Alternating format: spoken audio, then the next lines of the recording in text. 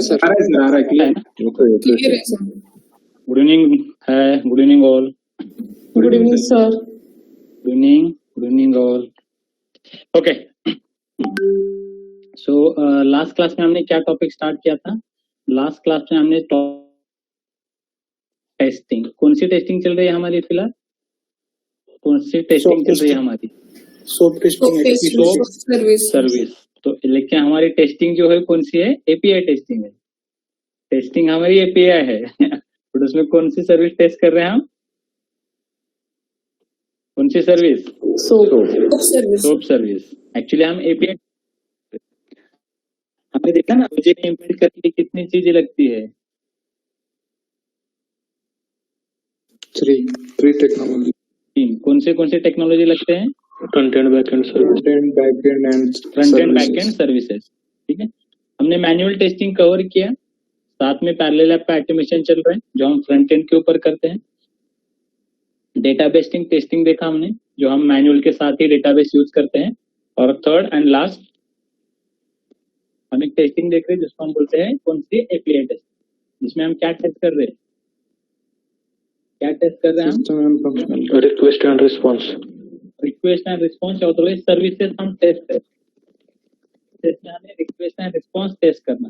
तो सर्विसेज की कितने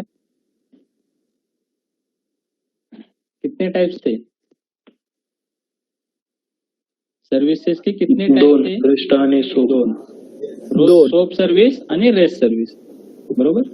सोप सर्विस आणि रेस्ट सर्विस आपण टेस्ट करतो. आपण पहिला टूल घेतला आहे, एक टूल आहे सोप UI टूल. या टूलनं आपण सध्या काय टेस्ट करून पाहतोय? Soap service taste. डेव्हलपर आपल्याला काय काय प्रोव्हाइड करतो टेस्टिंग साठी? WSD URL, WSDL file provide करतो. username and password and unit testing document. Correct. तो पहिला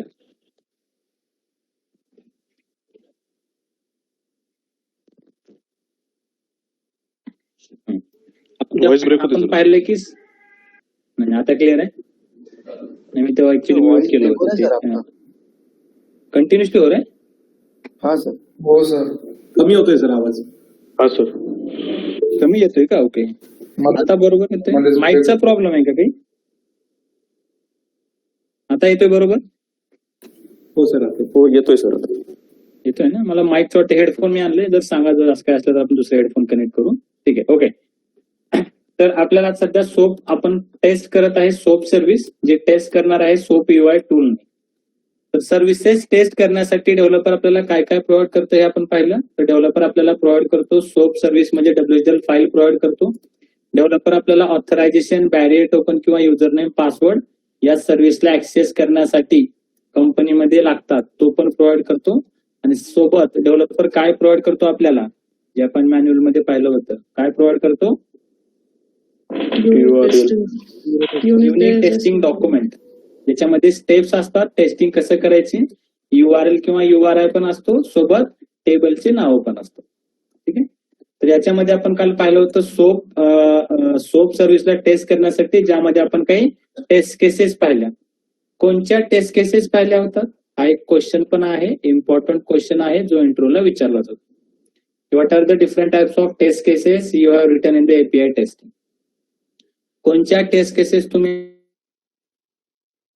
एपीआय टेस्टिंगला लिहिले आहेत? तर ह्या सगळ्या टेस्ट केसेस आपण काय पाहिल्या? कोणत्या टेस्ट केसेस आहेत बघा. सर्वात पहिल्यांदा आपण काय व्हेरीफाय करतो की जो सोप किंवा रेस्ट सर्व्हिस आहे त्याचा रिस्पॉन्स येतोय का नाही हे आपण सर्वात पहिल्यांदा व्हॅलिडेट करतोय. दुसरे काय व्हॅलिडेट करतोय? दुसरं आपण व्हॅलिडेट करतोय डेटा आणि काउंट किती आहे. दुसरं आपण व्हॅलिडेट करतोय डेटा आणि काउंट किती आहे, किंवा जो मला रिस्पॉन्स येतोय त्यामध्ये त्याचा डेटा आणि काउंट किती आहे हे आपण व्हेरीफाय करतोय. तिसरं काय व्हेरीफाय करतोय? आपण व्हेरीफाय करतोय टॅग नेम्स आणि ऍट्रिब्यूट जे प्रेझेंट आहेत तुमच्या रिस्पॉन्स मध्ये. जो तुम्हाला रिस्पॉन्स येतोय त्यामध्ये किती टॅग नेम्स आहेत, किती ऍट्रिब्यूट्स आहेत हे आपण व्हेरीफाय करतोय. दुसरं काय व्हेरीफाय करतोय? आपण व्हेरीफाय करतोय डिफरंट स्टेटस कोड्स, की तुम्हाला किती प्रकारचे स्टेटस कोड येतात रिस्पॉन्स मध्ये ते पण आपल्याला व्हेरीफाय करायचं असतं. नेक्स्ट आपण व्हेरीफाय करणार आहे टाइम किती लागतो रिस्पॉन्स येण्यासाठी. नेक्स्ट आपण व्हेरीफाय करणार आहे, जो पण रिस्पॉन्स येतोय त्या रिस्पॉन्सला आपण असर्शन अप्लाय करून व्हेरीफाय करणार. नेक्स्ट आपण व्हॅलिडेट करणार आहे फंक्शनॅलिटी पण कशाची, डिफरंट टेस्ट डेटा पास करून एपीआय ची फंक्शनॅलिटी आपण व्हॅलिडेट करणार आहे. आणि सर्वात शेवटी काय व्हॅलिडेट करणार आहे, टेस्टरचं इम्पॉर्टंट काम असतंय काय टेस्ट करणं, कोणत्या टेस्ट केसेस लिहिणं, निगेटिव्ह टेस्ट केसेस व्हेरीफाय करणं, हे तुमचे हे पण इथं आपण व्हेरीफाय करून पाहू. ह्या सगळ्या टेस्ट केसेस आहेत जे आपण व्हेरीफाय करून पाहणार आहे. कशासाठी, कोणत्या सर्व्हिससाठी पाहणार आहे सध्या आपण इथं, सोप सर्व्हिससाठी. तर सोप सर्व्हिससाठी तुमचं सध्या आपण जे टूल पाहत आहे सोप UI टूल आहे. तर त्याच्या स्टेप्स काय काय आहेत, काल मी तुम्हाला स्टेप्स दाखवल्या होत्या, आणखी दाखवतो मी, कारण की तुम्हाला लक्षात ठेवा या एपीआय टेस्टिंग मध्ये प्रोसेस पण विचारतात. हा एक इंटरव्ह्यू पण क्वेश्चन आहे, इंटरव्ह्यू क्वेश्चन आहेत, मी सर्वात शेवटी लिहिले आहेत, बट स्टील हा पण एक क्वेश्चन आहे. Tell me how you have tested the soap service through the soap UI tool. या let me know the procedure how you have tested the API testing. काय प्रोसिजर आहे, तुम्ही कशा प्रकारे टेस्ट केलात, असे क्वेश्चन विचारतात इंटरव्ह्यू मध्ये, लक्षात ठेवा. आता तुम्ही सोप UI ला कशा प्रकारे टेस्ट केला त्याचं स्टेप सांगा, हे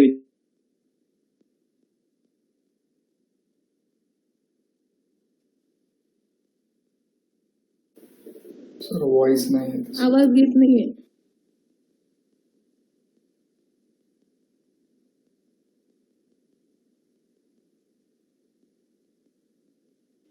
आवाज येत नाही. आवाज येत नाही सर, आवाज येत नाही सर.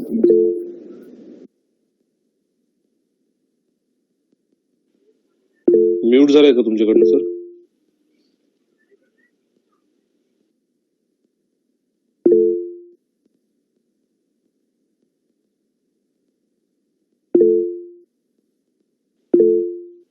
म्यूट झालंय सर तुमचं, आवाज येत नाहीये काहीच.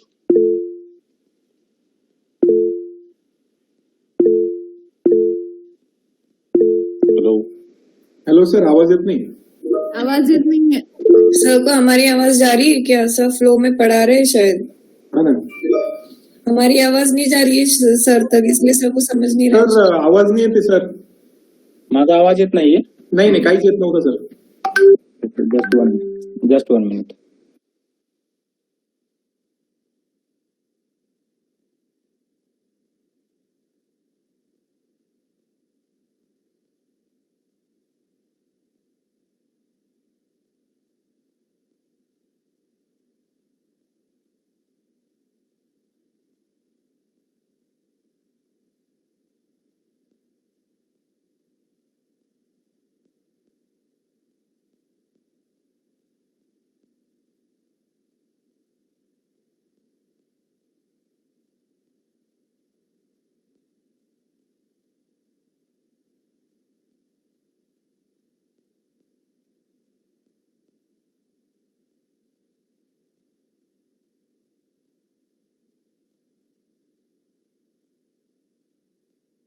आता क्लिअर येतोय आवाज? Now it is Audible? Yes sir, yes sir, yes. Problem नाही आएगा. ओके. तर मी ते काय सांगतोय, जेव्हा आपण टेस्टिंग करतो ऑब्व्हियसली आपल्याला डेव्हलपर काही गोष्टी प्रोव्हाइड करतात. जेव्हा आपल्याला एखादी युजर स्टोरी असाइन केली जाते रिस्पेक्टिव्ह प्रोजेक्ट मॅनेजमेंट टूल मध्ये, डेव्हलपरचं काम असते कोडिंग करणं, टेस्टरचं काम असते टेस्ट केस लिहिणं. तर एका रिस्पेक्टिव्ह सोप सर्व्हिससाठी तुम्ही टेस्ट केस लिहिला आहात. समजा कन्सिडर करा तुम्ही टेस्ट केस लिहिला आहात, जो आपल्या टेस्ट केसचा फॉर्मॅट होता. त्यानंतर आपण काय करतो, टेस्टरने टेस्ट केस लिहिणं झालं, डेव्हलपरचं समजा कोडिंग कम्प्लीट झालं, डेव्हलपर आपल्याला काय करणार, मेल करणार. मेलमध्ये डेव्हलपर आपल्याला काय पाठवणार, त्या गोष्टी पाठवणार. WSDL फाईलची लिंक, युजर नेम, पासवर्ड किंवा बॅरियर टोकन आणि युनिट टेस्टिंग डॉक्युमेंट पाठवणार. जेव्हा आपल्याला ह्या गोष्टी येतात तर टेस्टर लगेच काय करतो, टेस्टिंग करणं स्टार्ट करतो. कसं टेस्टिंग करतो, तो टूल पहिल्यांदा ओपन करेल ज्या टूलनं त्याला टेस्टिंग करायची आहे. सध्या मला टेस्टिंग करायचं आहे सोप UI टूलने. तर मी हा टूल ओपन केला. नंतर काय करायचं, सोप हा प्रोजेक्ट दिसतो इथं, या सोप प्रोजेक्ट वरती क्लिक करा. इथं नंतर तुमच्या प्रोजेक्टचं नाव टाका. तर माझ्या प्रोजेक्टचं नाव टाकलं मी, विमान जुलै असं नाव टाकलं. नंतर काय टाकायचं असतंय, नंतर काय विचारतोय ते WHDL फाईल. WHDL फाईल कोण प्रोव्हाइड करतोय तुम्हाला? WHDL फाईलची मी लिंक पेस्ट केली. ठीक आहे. नंतर इथं बघा क्रिएट टेस्ट सूट या बटन वरती क्लिक करून ठेवा. क्लिक करून ठेवलात बस ओके ओके ओके या बटनला प्रेस करत जावा. जसं तुम्ही ओके ओके प्रेस करत जाताल तसे तुमचे 4 या फोल्डरच्या अंडरमध्ये असे 4 क्रिएट होतील. 4 टॅब्स क्रिएट होतील. त्यामध्ये टेस्ट सूट या टॅबला ओपन करा. त्याच्यामध्ये बघा या सर्व्हिसेस जी आपण WHDL फाईल घेतली आहे त्या WHDL फाईल मध्ये 4 फंक्शनॅलिटीज आहेत. किती आहेत? 4 फंक्शनॅलिटीज आहेत. त्यामध्ये आपण एक एक फंक्शनॅलिटी टेस्ट करू. एक्सपांड करा त्याच्यानंतर त्याला आणखी एक्सपांड करा. इथे तुम्हाला दिसेल सोप सर्व्हिस दिसतंय. हे आयकॉन सोप सर्व्हिसचा दिसतोय का नाही? Yes sir. सोप आयकॉनला डबल क्लिक करा. डबल क्लिक केल्यानंतर बघा तुम्हाला असा एक सोप रिस्पॉन्स, हा झाला रिक्वेस्ट. असा तुम्हाला एक सोप रिक्वेस्ट ओपन होईल आणि इथे काय असतो, इथे ऍक्च्युली असतो क्वेश्चन मार्क. जेव्हा तुम्ही पहिल्यांदा टेस्ट करता तिथं क्वेश्चन मार्क दिसून जाईल. आपल्याला काय करायचं आहे, आता टेस्ट केसेस लिहायच्या आहेत. ऑलरेडी आपण लिहिल्या आहेत. काय टेस्ट केसेस? ह्या टेस्ट केसेस लिहिल्या आहेत. ह्या आपल्याला आता व्हेरीफाय करायच्या. पहिली टेस्ट केस काय होती? व्हेरीफाय द रेस्ट किंवा सोप रिस्पॉन्स. सध्या आपण सोप टेस्ट करतोय त्यामुळे सोप रिस्पॉन्स टेस्ट करणं. तर आपण काल सोप रिस्पॉन्स टेस्ट केला होता बघा. या डॉक्युमेंट मध्ये मी स्क्रीनशॉट पण टाकले. ही पहिली test case, verify the soap service REST response. कसा आला रिस्पॉन्स? बरोबर आहे का नाही? रिस्पॉन्स भेटतोय का नाही आपल्याला? काल भेटला होता का नाही? Yes sir. काय करायचं होतं? फक्त क्वेश्चन मार्कच्या जागी काही ना काही डेटा पास करा. आता सर तुम्ही डेटा कशामुळे पास करताय? जर तुमचा असं क्वेश्चन असेल तर या सर्व्हिसचा यूज काय आहे?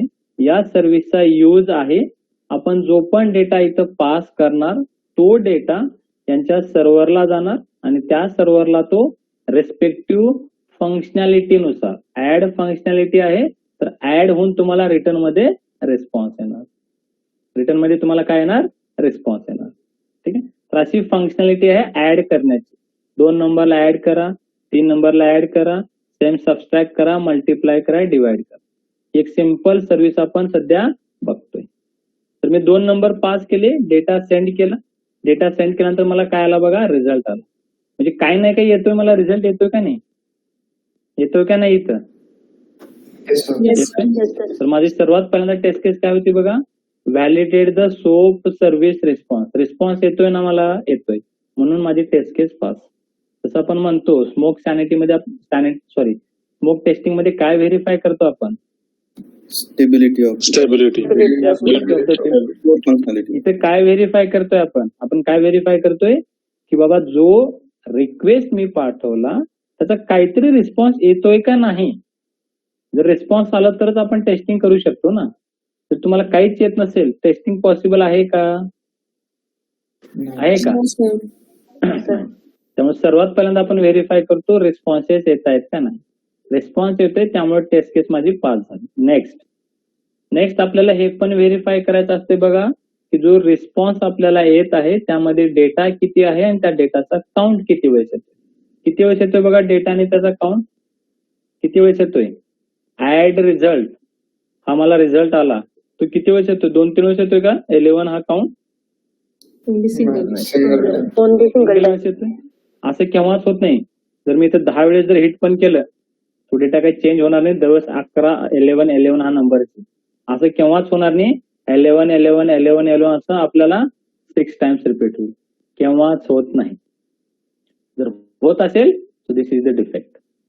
डेटा असं जर मला 11 प्रत्येक वेळेस हिट केल्यानंतर जर तो वाढत असेल so this is the defect. We can raise that defect. ठीक आहे. नेक्स्ट आपली नेक्स्ट टेस्ट केस होती व्हेरीफाय करा टॅग नेम आणि ऍट्रिब्यूट्स काय असतात. हे कोण प्रोव्हाइड करतं तुम्हाला? टॅग नेम्स काय काय असले पाहिजेत, काय आले पाहिजेत? डेव्हलपर आपल्याला युनिट टेस्टिंग डॉक्युमेंट देतोय का नाही? देतोय. युनिट टेस्टिंग डॉक्युमेंट मध्ये हे ऑलरेडी टॅग नेम्स आणि ऍट्रिब्यूट्स प्रेझेंट असतात.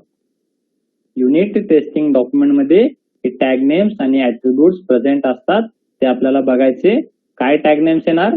सध्या या रिस्पॉन्स मध्ये ऍड रिझल्ट हा टॅग नेम आला पाहिजे. ते तुम्हाला युजर स्टोरी नुसार पण कळून जातं. तर तिथं टॅग नेम ऍड रिझल्ट हा येतोय का? येतोय. त्यामुळं टेस्ट केस माझी काय झाली होती? पास झाली होती. इथेपर्यंत क्लिअर आहे? Yes sir. लास्ट आपण काय पाहिलं होतं? स्टेटस कोड पण validate the different status code. काय डिफरंट स्टेटस कोड आले पाहिजे ते पण आपण व्हेरीफाय केलं. काय आलं पाहिजे होतं स्टेटस कोड? 200. तुम्हाला सांगितलं होतं. काय आलं पाहिजे? 200. 200. आता सर हे स्टेटस कोड तुम्ही सांगितलं 200 आणि तुम्ही दाखवताय 200. ऍक्च्युली एपीआय टेस्टिंग मध्ये इम्पॉर्टंट आहे स्टेटस कोड व्हेरीफाय करणं. आता किती प्रकारचे स्टेटस कोड असतात ते आपण नंतर पाहू. आज पाहू आपण ते पार्ट. ठीक आहे. परंतु लक्षात ठेवा एपीआय टेस्टिंग मध्ये स्टेटस कोड हा इम्पॉर्टंट आहे. रिस्पॉन्स बरोबर येतोय त्यासाठी स्टेटस कोड आला पाहिजे 200 हा येतोय. त्यामुळे माझी टेस्ट केस पास झाली. Next, verify the time taken to the response. रिस्पॉन्सला किती टाइम लागणार ही पण जी गोष्ट आहे ना, रिस्पॉन्सला किती टाइम लागणार हे पण तुम्हाला डेव्हलपर प्रोव्हाइड करतो. Time for response. आपल्या रिस्पॉन्सला किती टाइम लागेल हा पण कंटेंट कोण प्रोव्हाइड करतो तुम्हाला? डेव्हलपर. तुम्हाला जो रिस्पॉन्स आहे तो 60 सेकंडच्या मध्ये येईल. 60 सेकंड म्हणजे किती? 1 मिनिटाच्या मध्ये येईल. हा पण कंटेंट तुम्हाला डेव्हलपर प्रोव्हाइड करतो युजर स्टोरी मध्ये किंवा युनिट टेस्टिंग डॉक्युमेंट मध्ये. तर आता आपण पाहू validate the time taken for the response. किती टाइम मध्ये आला पाहिजे? एक्सपेक्टेड रिझल्ट किती टाइम मध्ये आला पाहिजे? Response 60 second. लेस दॅन 60 सेकंडच्या मध्ये आला पाहिजे. बघू बरं आपण जे काल पाहिलं होतं. बघा मी 4 आणि 7 या 2 नंबरला एंटर केलं, डेटा पाठवला, रिझल्ट भेटला. रिझल्टचा टाइम किती आहे? इथं खाली दिसतोय बघा. दिसतोय इथं रिस्पॉन्स टाइम किती आहे? 588 मायक्रोसेकंड आहे. मिली सेकंड का मायक्रो? मिली ना. म्हणजे 10⁻³ 10⁻³ म्हणजे 0.5 सेकंड मध्येच आला. किती? 0.5 सेकंड मध्येच आला. किती वेळेस आला पाहिजे होता? किती मध्ये आला पाहिजे होता? 60 सेकंडच्या खाली. येतोय का नाही? असं नाही, 60 सेकंडच्या मध्ये रिस्पॉन्स येते म्हणून पास केला होता. ठीक आहे. ओके. नेक्स्ट, असर्शन कसे व्हेरीफाय करायचं आपण नंतर पाहू. त्याच्या अगोदर आपण हे पाहू. Validate the functionality by passing the test data. ऍप्लिकेशनची फंक्शनॅलिटी आपल्याला टेस्ट करायची आहे मल्टिपल टेस्ट डेटा पास करून. हा कोणता टेस्टिंगचा पार्ट आहे जो आपण मॅन्युअल 1 मध्ये पाहिला? रिटेस्टिंग आहे. फंक्शनॅलिटी काय आहे तुम्हाला कळाली आहे की काय होतं फंक्शनॅलिटी? समजा युजर स्टोरी मध्ये मेन्शन आहे this API will be work for doing the. हे एपीआय वर्क कशासाठी होते? तुम्ही कोणते पण व्हॅल्यूज पास करा, त्या व्हॅल्यूजला ते ऍड करते, सबस्ट्रॅक्ट करते, मल्टिप्लाय करते आणि डिवाइड करते. ही त्या युजर स्टोरीची किंवा ह्या एपीआय ची फंक्शनॅलिटी आहे. हे तुम्हाला आता टेस्ट करायचे. काय काय लिहिताल तुम्ही आता? टेस्ट केसेस काय काय असतात मी सांगितलं तुम्हाला. युजर स्टोरी सांगितली. आता टेस्ट केसेस तुम्ही सांगायचं. त्यासाठी पहिली टेस्ट केस मी लिहून दाखवतो, कारण की टेस्ट केसेस कसं लिहायचा आपला पार्ट ऑलरेडी झाला आहे. Verify soap service for or verify SOAP service by adding 2 digits. By adding 1 digit number in add functionality. माझी फर्स्ट फंक्शनॅलिटी आहे ऍड फंक्शनॅलिटी, जे मी व्हेरीफाय करतोय. त्यासाठी मी टेस्ट केस काय लिहिला? सिंगल डिजिट जर नंबर ऍड केला तो ऍड झाला पाहिजे. किंवा verify soap service by adding the 1 digit mobile number in the add functionality. Expected result काय असेल माझा? 1 digit number should be added in the add functionality. या 1 digit mobile number 1 digit number should be added. बस एक 1 digitचा जर मी आपण काही number pass केला तो ऍड झाला पाहिजे. हा माझा काय आहे? एक्सपेक्टेड रिझल्ट आहे. तो माझा काय आहे? एक्सपेक्टेड रिझल्ट आहे. जसे पहिली टेस्ट केस लिहिली, दुसरी मी काय करेल 1च्या जागी 2 पास करेल, त्याच्यानंतर सेम तिसरी 2च्या जागी मी 3 पास करेल. म्हणजे एकाच फंक्शनॅलिटीला मी टेस्ट करतोय. कसा टेस्ट करतोय आपण? Multiple test data. Multiple test data pass करू. तर मी हे काहीतरी 3-4 डेटा पास केले. झालं. आता याच्या नंतरच्या तुम्ही सांगायचं. एक सॅम्पल दाखवलं मी तुम्हाला कशा लिहायचं. युजर स्टोरी काय आहे? हा सांगा. Verify the soap service by entering the alphabet. Positive. सध्या मी फंक्शनॅलिटी म्हणतोय. फंक्शनॅलिटी मध्ये पॉझिटिव्ह टेस्ट केसेस, निगेटिव्ह आहेत. ओके, तुम्ही जर निगेटिव्ह सांगत असाल तर निगेटिव्ह लिहायचे का अगोदर? Verify the service. Yes, by passing decimal numbers. 1.2, 2.1, likewise. Decimal numbers. Decimal number. Okay, by passing instead of 1 digit मी ते काय करेल? डेसिमल नंबर पास करा. Verify soap service by passing or by adding decimal number in add functionality. Expected result काय झाला पाहिजे? Add झाला पाहिजे का? Yes. ऍड झाला पाहिजे असं तुम्ही म्हणतायत. ओके, आता एक्सपेक्टेड रिझल्ट पाहू आपण ऍड होतोय काय नाही. Next, By adding negative numbers. Negative numbers. Correct. Negative 1 digit, 2 digit, 3 digit, 4 digit ETC सगळ्या निगेटिव्ह नंबर ऍड झाला पाहिजे.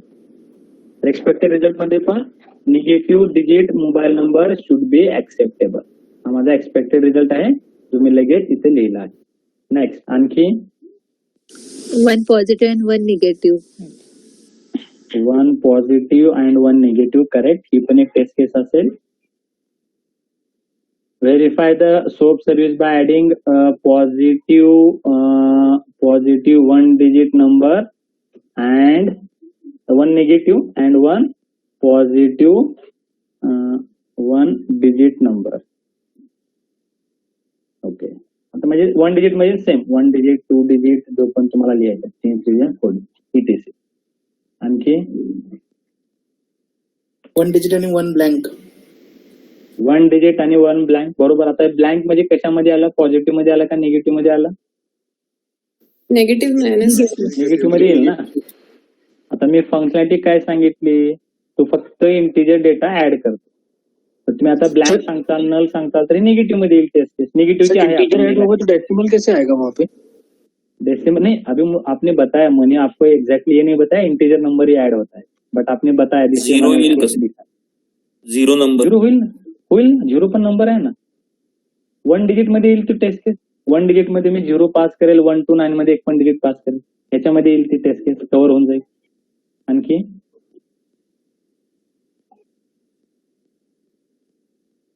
काय वाटतंय का कोणाला?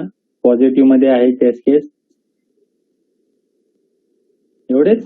याच्यामध्ये मी थोडं ऍडिशन करतो. ऍडिशन काय करेल? Verify soap service by adding 1 digit, 2 digit, 3 digit, 4 digit ETC digit numbers in the add झाली ना. दुसरी कोणती फंक्शनॅलिटी राहिली? Subtraction, multiplication. झाली ना सबस्ट्रॅक्शन फंक्शनॅलिटी. तर मी सबस्ट्रॅक्शन फंक्शनॅलिटी मध्ये टेस्ट करून पाहणार. सबस्ट्रॅक्शन फंक्शनॅलिटी याच्यामध्ये दुसरी आणखी कोणती राहिली? Multiplication, division. Multiplication division. Multiplication ठीक आहे. आणि लास्ट राहिली डिव्हिजन. ही पण माझी टेस्ट केस असेल ना, असेल का नाही?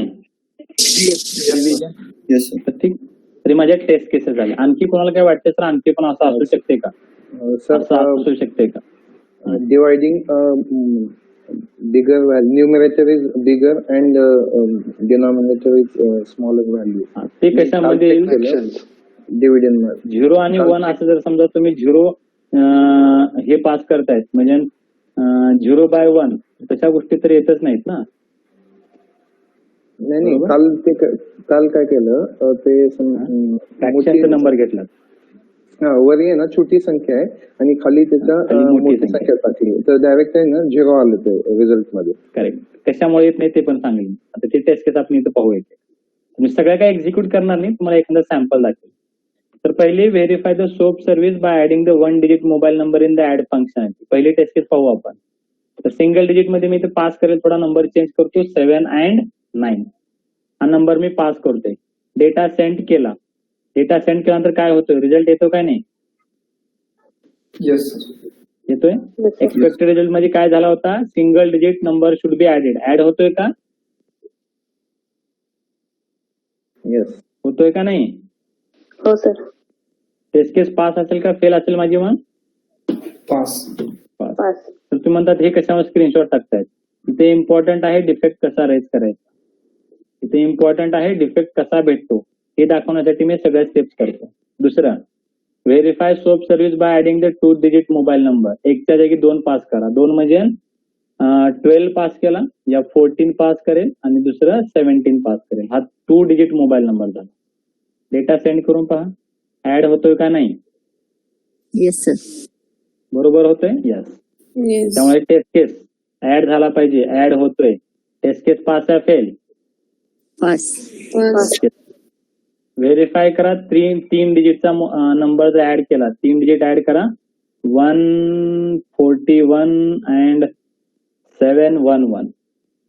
3 डिजिटचा मोबाईल नंबर, 3 डिजिटचा नंबर पास केला. ऍड होतोय का? होतोय का? Yes sir. येस. 3 डिजिटचा पण नंबर ऍक्सेप्टेबल आहे, त्यामुळे ही पण टेस्ट केस माझी पास झाली. Next, verify the soap service by adding the decimal number. Decimal म्हणजे कसा पास करायचा तुम्हाला? 1.41.50 721.50. हा माझा डेसिमल नंबर असा झाला. बरोबर हो का नाही? Yes sir. पण ते इंटिजर मध्ये आपण कन्सिडर करत नाहीत ना सर. इंटिजर मध्ये फ्रॅक्शन किंवा डेसिमल नंबर हा कन्सिडर होत नाही ना. होत नाही. बरोबर. पण ऍक्च्युअली मी तुम्हाला ते सांगण्यामध्ये, जेव्हा मी हे सांगण्याचं विसरून गेलो ना, की तुम्हाला इथं फक्त इंटिजर व्हॅल्यूच ऍड होतात. तुम्ही हे टेस्ट केस कोणीतरी सांगितलं त्याच्या अगोदर, म्हणून मी ती कन्सिडर केली. ऍक्च्युअली पॉझिटिव्ह टेस्ट केस नाहीये इथे दिले ना. निगेटिव्ह टेस्ट केस आहे का सर? ही निगेटिव्ह टेस्ट केस झाली. याला आपण निगेटिव्ह झाली, तेव्हा आपण याला ठीक आहे, याला आपण असं करायचं असेल तर आपण याला खालती घेऊ, निगेटिव्हच्या टेस्ट केसेस मध्ये ऍड करू. ठीक आहे. इथे निगेटिव्हच्या याच्यामध्ये याला ऍड करू. ठीक. नेक्स्ट, समजा ते निगेटिव्ह सोडून द्या. आता नंतर काय मला होतात, verify soap service by adding 1 digit 2 digit. एक निगेटिव्ह नंबर्स ऍड करून पहा होतात. निगेटिव्ह नंबर्स मध्ये मी काय करेल, एखादा पॉझिटिव्ह एखादा निगेटिव्ह किंवा दोन्ही पण पहिल्यांदा निगेटिव्ह करून पहा. 141 - 7 जे पण आहे ऍड होतोय का नाही? येस होतोय. त्यामुळे टेस्ट केस पास होईल का फेल होईल माझी? पास. होईल सर. आपण पास होईल टेस्ट केस. नेक्स्ट, व्हेरीफाय करायचं आहे तुम्हाला एक डिजिट, एक पॉझिटिव्ह आणि एक निगेटिव्ह ऍड करू. एक पॉझिटिव्ह आणि एक निगेटिव्ह. तर एक समजा मी 141 निगेटिव्ह ठेवला, 711 हा पॉझिटिव्ह ठेवला. दोघांना ऍड केला. ऍड होतोय का? Yes sir. होतोय ना. बरोबर रिझल्ट येतोय. हा कॅल्क्युलेशन बरोबर आहे, त्याच्यात काही चुकी नाहीये. ठीक आहे. त्यामुळे हा पास झाला. टेस्ट केस पास झाला, त्यामुळे मी त्याला पास केला. नेक्स्ट टेस्ट केस आहे verify soap service by adding the 1 2 3 4 digit number in subtraction. Okay. जे आता नेक्स्ट मेथड्स आहेत आपल्या, सबस्ट्रॅक्शन, मल्टिप्लाय आणि डिव्हिजन. तर आता हे तुम्ही करू शकता, कारण की मी ते जसं ऍड केलं तसंच डिव्हिजनला ओपन करा, तसंच मल्टिप्लायला ओपन करा, तसंच सबस्ट्रॅक्टला ओपन करा. मल्टिपल टेस्ट डेटा पास करून पहा ते टेस्टिंग होते का बरोबर, ते बरोबर चालतायत. ठीक आहे. हे मी तुमच्यावर सोडून देईल, तुम्ही त्याला परफॉर्म करा. माझ्यासाठी इम्पॉर्टंट आहेत निगेटिव्ह टेस्ट केस, त्याच्यामध्ये मला डिफेक्ट फाइंड करायचा. तर ही एक निगेटिव्ह टेस्ट केस झाली, कारण की तो फक्त इंटिजर डेटा ऍक्सेप्ट करतोय. तर तुम्ही इथे काय पास केलात? Decimal number. तर तुम्हाला इंटिजर कसं कळालं? इथे दिलंय का नाही? इंटिजर ए, इंटिजर बी दिलेला आहे हो का नाही? Yes sir. म्हणजे ही सर्व्हिस फक्त इंटिजर व्हॅल्यूलाच ऍड करेल. मग निगेटिव्ह टेस्ट केसेस मध्ये एक जण सांगितलं डेसिमल, दुसरं काय लिहू आपण? निगेटिव्ह टेस्ट केस सांगा. number size is more than integer size. Correct. Number size is more than integer size. एक फ्रॅक्शनल लिहिलं, त्याच्यानंतर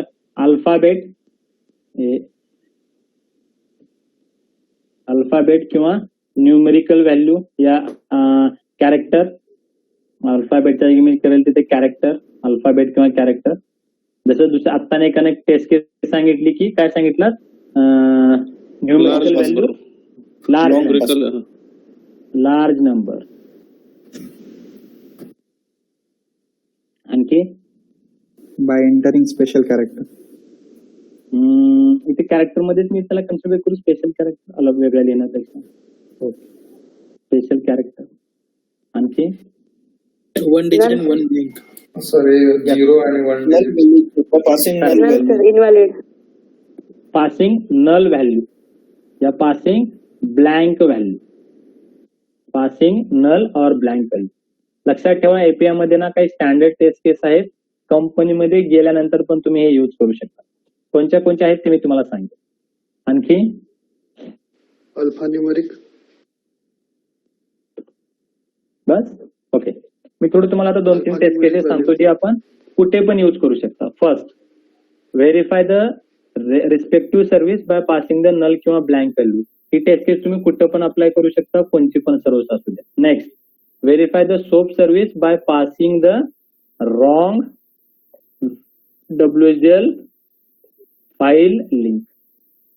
WSL फाईलची जी लिंक आहे ती रॉंग पास करून पहा. रॉंग जर पास केली तर ऍड झाला पाहिजे का? झाला पाहिजे का? जर मी रॉंग पास केलं तर ऍड झालाच नाही पाहिजे. ही पण एक स्टँडर्ड निगेटिव्ह टेस्ट केस आहे. प्रत्येक जर तुम्ही कंपनीत उद्या काम करायला गेलात तरी पण हे तुम्ही लिहू शकता. Next, verify the soap service by passing wrong API की या बॅरियर टोकन. हे कोण प्रोव्हाइड करतं तुम्हाला? डेव्हलपर. जर मी API की बॅरियर टोकन जर रॉंग जर पाठवलं तर झालं पाहिजे का? वर्क झाले पाहिजे का? सर्व्हिस झाली पाहिजे का? नाही. हे काही स्टँडर्ड टेस्ट केसेस आहेत जे तुम्ही कोणत्या पण सर्व्हिसला कोणत्या पण API टेस्टिंगला यूज करू शकतात. एक, नल किंवा ब्लँक पास करणे. दुसरी, रॉंग WSL फाईलची लिंक पेस्ट करणे. तिसरी, रॉंग API की किंवा बॅरियर टोकन किंवा पासवर्ड पास करून टेस्ट करणे. हे स्टँडर्ड टेस्ट केसेस आहेत. कोणत्या पण सर्व्हिसला तुम्ही निगेटिव्ह टेस्टिंग साठी यूज करू शकता. ठीक. नेक्स्ट, आता याचं आपण टेस्टिंग करू पाहू. याचं मला एक्सपेक्टेड रिझल्ट पण सांगायचं.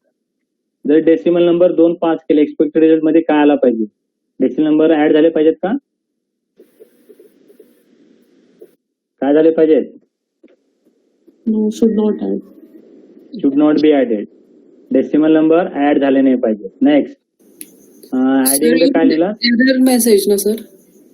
एरर मेसेज येईल. तर आता हा फ्रंट एंड आहे का एरर मेसेज येण्यासाठी? सो फॉल्ट जे काल तुम्ही करेक्ट. मी तेच आता इथे दाखवेल तुम्हाला फॉल्ट कसं आहे तेच दाखवण्यासाठी. ठीक आहे. म्हणजे एरर मेसेज येईल. सेम जर मी पास केलं अल्फाबेट कॅरेक्टर तर ऑब्व्हियसली हे पण नंबर काय नाही झाले पाहिजे? काय नाही झाले पाहिजेत? Should not be added. जर आपण लार्ज नंबर कॉम्प्लेक्स नंबर जर पास केला तो ऍड झाला पाहिजे का?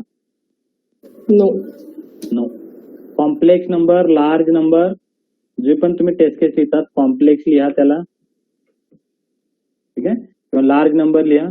तर complex number, large number should not be added. Should not be added. Next, जर तुम्ही लिंक ब्लँक आणि नल व्हॅल्यू जर पास करताय तर काय झालं? ऍड झालं पाहिजे का? No sir. Null values should not be added. ते पण ऍड झालं नाही पाहिजे. नेक्स्ट, जर तुम्ही रॉंग WSL ची लिंक सेंड केली तर काय झालं पाहिजे? वर्क केलं पाहिजे का सर्व्हिस प्रॉपरली? रिस्पॉन्स नाही करत. Yes, service should not B work. Service should not B work. Next, जर तुम्ही रॉंग API पाठवलात तर सर्व्हिस वर्क केली पाहिजे का? Expected result? No sir. No. तर ह्या माझ्या टेस्ट केसेस आहेत. त्याचा एक्सपेक्टेड रिझल्ट मी इथे वर्ल्ड मध्ये लिहिलाय. आपण टेस्ट केसेस लिहितो कुठे एक्झॅक्टली? एक्सेल शीट मध्ये. हे मी टेस्ट प्रूफ डॉक्युमेंट बनवतोय त्यासाठी मी टेस्ट केस लिहिलं. त्याचा एक्सपेक्टेड रिझल्ट पण तुम्हाला इथे लिहितोय. समजण्यासाठी, आणि त्याचा स्क्रीनशॉट पण इथं मी ऍड करतोय पॅरलल. नेक्स्ट एक एक टेस्ट केस सांगा. Verify by passing the decimal number. तर मी डेसिमल मध्ये काय करेल, 100.50 700.50 असा डेसिमल डिजिटचा डेटा पास करतो आणि डेटा सेंड करतो. काय होतंय, डेटा आला का, रिस्पॉन्स आला का मला, काय आला इथं बघा, काय येतोय, फॉल्ट मेसेज. फॉल्ट मेसेज येतोय का नाही सगळ्यांना दिसतोय. फॉल्ट मेसेजला तुम्ही असं स्क्रोल करत ना, इथे कुठतरी एरर मेसेज दिसत, error in the XML file, इथे बघा असा एरर येतो, इथं आहे पुढे, input string was not correct format आहे का नाही हा एरर मेसेज. त्याला काय एरर बघण्यापेक्षा सिंपल मला इथूनच कळून जाईल, फॉल्ट आला आहे म्हणजे तुम्हाला एरर आला आहे. एरर आला पाहिजे होता का नाही, तुम्ही काय लिहिलात, decimal number should not be added. Added होतोय का, होत नाहीये, त्यामुळे काय टेस्ट केस पास या फेल, पास. एरर तर येतोय. नेक्स्ट फ्रॅक्शनल नंबर पास करून पहा. फ्रॅक्शनल म्हणजे कसे नंबर असतात, कसे असतात फ्रॅक्शनल म्हणजे, 10/2 1/2 3/4 1/2 1/3 1/7 17/49 या 3 जो पण आहे, ठीक आहे, 17/3 असा डेटा पास करून पाहिला, डेटा सेंड करतो, काय येतोय तुम्हाला, फॉल्ट मेसेज. फॉल्ट येतोय. ऍड नाही झाला पाहिजे, तुम्ही टेस्ट केस केलात, expected result fractional number should not be added. Add होतोय का, होत नाहीये, टेस्ट केस पास या fail, pass. Next verify by passing the, काय सांगितलं, अल्फाबेटिकल किंवा कॅरेक्टर्स पास करून पहा, ते ऍड झाले नाही पाहिजे, तर चेक करून पहा. स्पेशल कॅरेक्टर म्हणजे मी इथं लिहिल 4FOUR आणि 15 असं लिहितो, FIFTEN 15 कॅरेक्टर पास केले मी, बरोबर. डेटा सेंड करून पाहिला, ऍड होतोय का,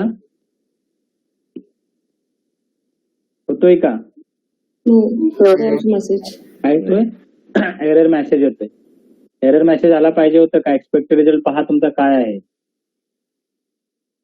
शुड नॉट ऍड होत नाही, त्यामुळं test case pass. Next verify by passing the larger number. Larger number म्हणजे कसं पास करायचं होतं सांगा. इंटिजरची लिमिट किती आहे, 4 बाइट्स. म्हणजे किती लिहू शकतो, 1 2 मोबाईल नंबर घ्या सर एखादा, 9 digit.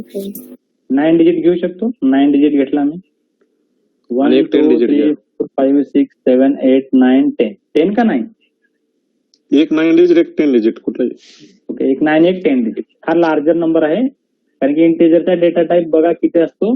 जर मी असा डेटा ऍड केला, it will show me the error. Error काऊन दिला, रिझल्ट पण तुम्हाला कशामध्ये येणार आहे, इंटिजर मध्ये येणार आहे ना. हा इंटिजरच्या लिमिटच्या स्कोपच्या बाहेर गेला, तर तुम्ही लार्जर नंबर ऍड केला, तुमच्या स्कोपच्या बाहेर गेला. इंटिजरचा स्कोप आहे समजा 4 डिजिट जे तुम्ही म्हणताय, ठीक आहे, त्याच्या जर बाहेर गेला तर तुम्हाला हा एरर येईल. आला का नाही एरर, येतोय. जर तुमचा व्हॅल्यू या स्कोपच्या मध्ये असेल, इंटिजरच्या रेंज मध्ये असेल, तर तो तुम्हाला ऍड करून रिझल्ट देईल. झाला का नाही ऍड, बरोबर. आउट ऑफ स्कोप इंटिजरची जर लिमिट गेली तर तुम्हाला काय थ्रो करतो, it will throw the error, तो तुम्हाला एरर थ्रो करतो. तर कॉम्प्लेक्स नंबर पाठवल्यानंतर sorry we are getting the error. Error भेटला पाहिजे, तुम्ही लिहिलात एक्सपेक्टेड रिझल्ट मध्ये लिहिलात larger number should not be add, तो ऍड होत नाहीये. Next verify by passing null or blank value. Pass करून पहा. नल म्हणजे मी काहीच पास नाही केलं, इथं पण काही पास नाही केलं, असं नल किंवा ब्लँक. डेटा सेंड करून पहा, ऍड होतोय का, ऍड नाही झाला पाहिजे होता. तुमचा टेस्ट केस हाच होता, यस, त्यामुळे टेस्ट केस पास झाला. रिझल्ट येत नाहीये, एरर येतोय म्हणजे फॉल्ट येतोय. Next verify by passing the wrong WSL file or link. WSL फाईलची लिंक काय होती, तुमची लिंक काय आहे बघा. आम्ही करेक्ट डेटा पास केला, डेटा पाठवतोय, रिझल्ट येतो. वरी जी लिंक आहे दिसते वरती लिंक, या लिंकला चेंज करून पहा. असं काहीतरी एक्स्ट्रा ऍड केलं पुढे, किंवा इथे काहीतरी असं एक्स्ट्रा ऍड केलं, डेटा वेगळा टाकला, डेटा सेंड करून पाहिजे, रिझल्ट येतोय का? रिझल्ट येत नाही. बरोबर, असंच पाहिजे होतं तुम्हाला. रॉंग जर सर्व्हिस तुम्ही ऍक्सेस करतायत, डेटा हिट होईल का, रिक्वेस्ट जाईल का तिकडे? जाणार नाही. त्यामुळे तुम्हाला बरोबर रिझल्ट येतोय, त्यामुळे टेस्ट केस पास. लास्ट आहे बॅरियर टोकन. तर हे तर तुम्ही केव्हा सांगितलंच नाही बॅरियर टोकन पण असते म्हणून. ते कुठं असते बॅरियर टोकन ना? पहिल्यांदा सर्व्हिसला बरोबर करेल. ओके, बॅरियर टोकन कुठं टाकायचं असतं? इथे तुम्हाला दिसते बघा, ऑथ दिसतो इथं, ऑथ ऑथेंटिकेशन. ते बघा हे ऑथ दिसते, या ऑथला क्लिक करा. या ऑथला क्लिक केला, याच्या स्टेप्स मी ऍड करून देतो. इथं कंपनीमध्ये गेल्यानंतर असा ऑथ ऍड करायचा असतं, फक्त एवढं लक्षात ठेवणार. ऑथला क्लिक केलात, या ऑथरायझेशन येतं, ड्रॉपडाऊन मध्ये क्लिक करा, ऍड न्यू ऑथरायझेशनला क्लिक करा, ऍड न्यू ऑथरायझेशन. असं तुम्हाला एक पॉपअप दिसून जाईल. पॉपअप आला, स्टेप्स मी पॅरलली ऍड करतोय तुमच्यासाठी. त्याच्यानंतर बेसिक हा टाईप आहे, त्याला बस ओके करा. ओके केल्यानंतर बघा इथं तुम्हाला युजर नेम आणि पासवर्ड विचारतो. सध्या आपल्याकडे काही युजर नेम पासवर्ड असं काही नाहीये, पण एक तुमच्या टेस्टिंगसाठी अशा प्रकारे युजर नेम पासवर्ड दिला जातो डेव्हलपरकडून. जर खरंच त्या सर्व्हिसला जर तुम्हाला युजर नेम पासवर्ड लागत असेल तर. सध्या मी सॅम्पलसाठी काहीतरी नंबर टाकलाय आणि टेस्ट करून पाहतोय. जर हा बरोबर टाकतोय, समजा मी बरोबर टाकला, डेटा सेंड केला, तर खरंच रिझल्ट मला काय येतोय, ओके येतोय. 2 6 मी ऍड केला, तर रिझल्ट मला बघा 6 रिझल्ट येतोय, म्हणजे एपीआय बरोबर चालतोय.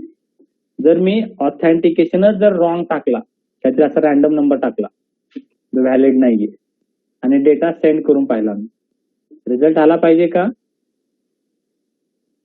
आला पाहिजे का? नाही सर, नाही.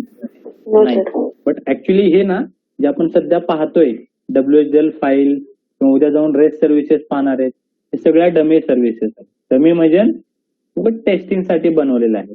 त्यामुळे याच्यावरती आपण काही रिअल टेस्टिंग करू शकत, यामध्ये आपण काही रिअल टेस्टिंग करू शकत नाही. रिअल म्हणजे फक्त या ऑथेंटिकेशनची टेस्ट केस. एवढी टेस्ट केस आपण व्हेरीफाय करू शकत नाही. त्यासाठी पण मी तुम्हाला रिअल एपीआय दाखवेल, ज्यामध्ये आपण हे पण व्हेरीफाय करू शकतो. ठीक आहे, त्यामुळे ही एवढी टेस्ट केस सोडून द्या, एवढी टेस्ट केस आपण इथे दाखवू शकत नाही. ठीक आहे, कसं ऍड करायचं फक्त मी एवढं दाखवतो. क्लिअर आहे? याच्यामध्ये आपली एक टेस्ट केस राहिली, ऍड द असर्शन. एक टेस्ट केस राहिली आपली, ऍड द असर्शन. हे असर्शन इम्पॉर्टंट आहे, पुढे आपण जेव्हा पोस्टमॅन मध्ये पाहणार आहे. असर्शन कुठं अप्लाय करायचं असते आणि कसं अप्लाय करायचं? असर्शन म्हणजे काय असते? आपण टेस्ट केसेस लिहिल्या होत्या का नाही? Yes sir. टेस्ट केस मध्ये काय कॉलम पाहिलं शेवटचं आपलं? Test case pass or fail कशानुसार कळतं आपल्याला? एक्सपेक्टेड रिझल्ट आणि ऍक्च्युअल रिझल्टचा difference. Expected result equal to actual result. Correct. माझा जर एक्सपेक्टेड रिझल्ट हा ऍक्च्युअल रिझल्ट सोबत जर मॅच झाला नाही, test case fail. Expected result actual result जर बरोबर आहे, टेस्ट केस माझी पास होईल. अशा प्रकारचे माझा काय होतो, एक सिंपल टेस्ट केस मध्ये आपण टेस्ट केसेसला पास किंवा फेल करण्यासाठी यूज करतो. इथं कसं करायचं, इथं अप्लाय करावं लागतं असर्शन. असर्शन म्हणजे काय असतं, तुम्हाला जो रिझल्ट येणार आहे, रिझल्ट मध्ये तुम्हाला काय पाहायचं आहे, रिझल्ट मध्ये तुम्हाला काय डेटा पाहिजे, हे आपण आता हे मॅन्युअली व्हेरीफाय करू शकतो का नाही? 2 आणि 6 ऍड केल्यानंतर मला रिझल्ट पाहिजे 6, हे मॅन्युअली व्हेरीफाय करू शकतो. समजा तुमच्याकडे हे जे आहे ते काहीतरी, हे जे असे काही जे रिस्पॉन्स येत आहे, समजा रिस्पॉन्स मध्ये काहीतरी 2000 लाईनचा कोड आहे, रिस्पॉन्स हा 2000 लाईनचा आहे. व्हेरीफाय करायला अवघड जाईल ना? जाईल का नाही? जाईल. जर हा रिस्पॉन्स समजा 2000 लाईनचा कोड असेल तर व्हेरीफाय करायला खूप अवघड जाईल ना. त्यासाठी आपण काय करतो, असर्शन अप्लाय. इथे दिसते असर्शन, खाली दिसते का नाही? Yes sir. या असर्शनला क्लिक करा. या असर्शनला क्लिक केल्यानंतर बघा तुम्हाला एक पॉपअप ओपन होईल. या असर्शनला क्लिक केल्यानंतर एक पॉपअप ओपन होईल. त्यानंतर हा प्लस सिम्बॉल दिसतोय, या प्लस सिम्बॉलवरती क्लिक करा. प्लस सिम्बॉलवरती क्लिक केल्यानंतर तुम्हाला आणखी एक पॉपअप ओपन होईल या अशा प्रकारचा. प्लस सिम्बॉलला क्लिक करा, त्याच्यानंतर आणखी एक पॉपअप ओपन होईल अशा प्रकारचा.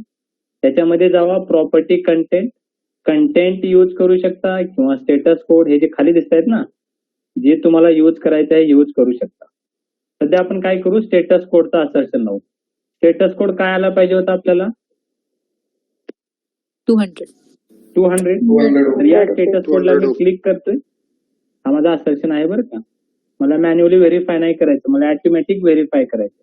तर मी या कोडला क्लिक केलं, ऍड बटनला क्लिक केलं, आता एक पॉपअप मध्ये काय रिस्पॉन्स पाहिजे तुम्हाला, स्टेटस कोड काय आला पाहिजे, 200.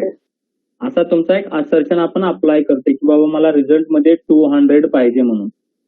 त्याला ओके करा. ओके केलात, डेटा परत काहीतरी वेगळा सेंड करा. 5 and 8 हा डेटा मी पाठवला. रिझल्ट मध्ये मला बघा 13 आला. स्टेटस कोड काय येतो, स्टेटस कोड कसं पाहायचं,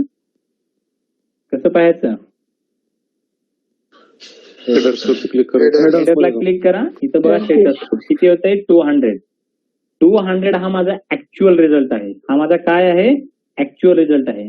एक्सपेक्टेड किती लिहिला होता तुम्ही रिझल्ट, 200. एक्सपेक्टेड तुम्ही असर्शन मध्ये किती दिला होता, 200 आला पाहिजे. तोच येतोय का नाही, 200 येतोय. यस. मग तुमचं असर्शन बघा पास झालंय. त्यामुळे काय झाला, तुमचा असर्शन पास झालाय. जर तुम्ही या जागी 200च्या जागी जर काही वेगळं ठेवलं, ओके याचं स्क्रीनशॉट मी पर्यंत ऍड करेल, लास्ट आहे. समजा तुम्ही चुकीने काय केलात, इथं 200 नाही पाहिजे, तुम्हाला वाटतं मला 204 आलं पाहिजे, 204 आलं पाहिजे. डबल सेंड करून पहा, रिस्पॉन्स तुम्हाला आला, रिस्पॉन्स ऍड झाला, स्टेटस कोड 200 आला. तुम्ही किती पास केलात, 204. 204. हा बरोबर आहे का स्टेटस कोड. मग No, sir.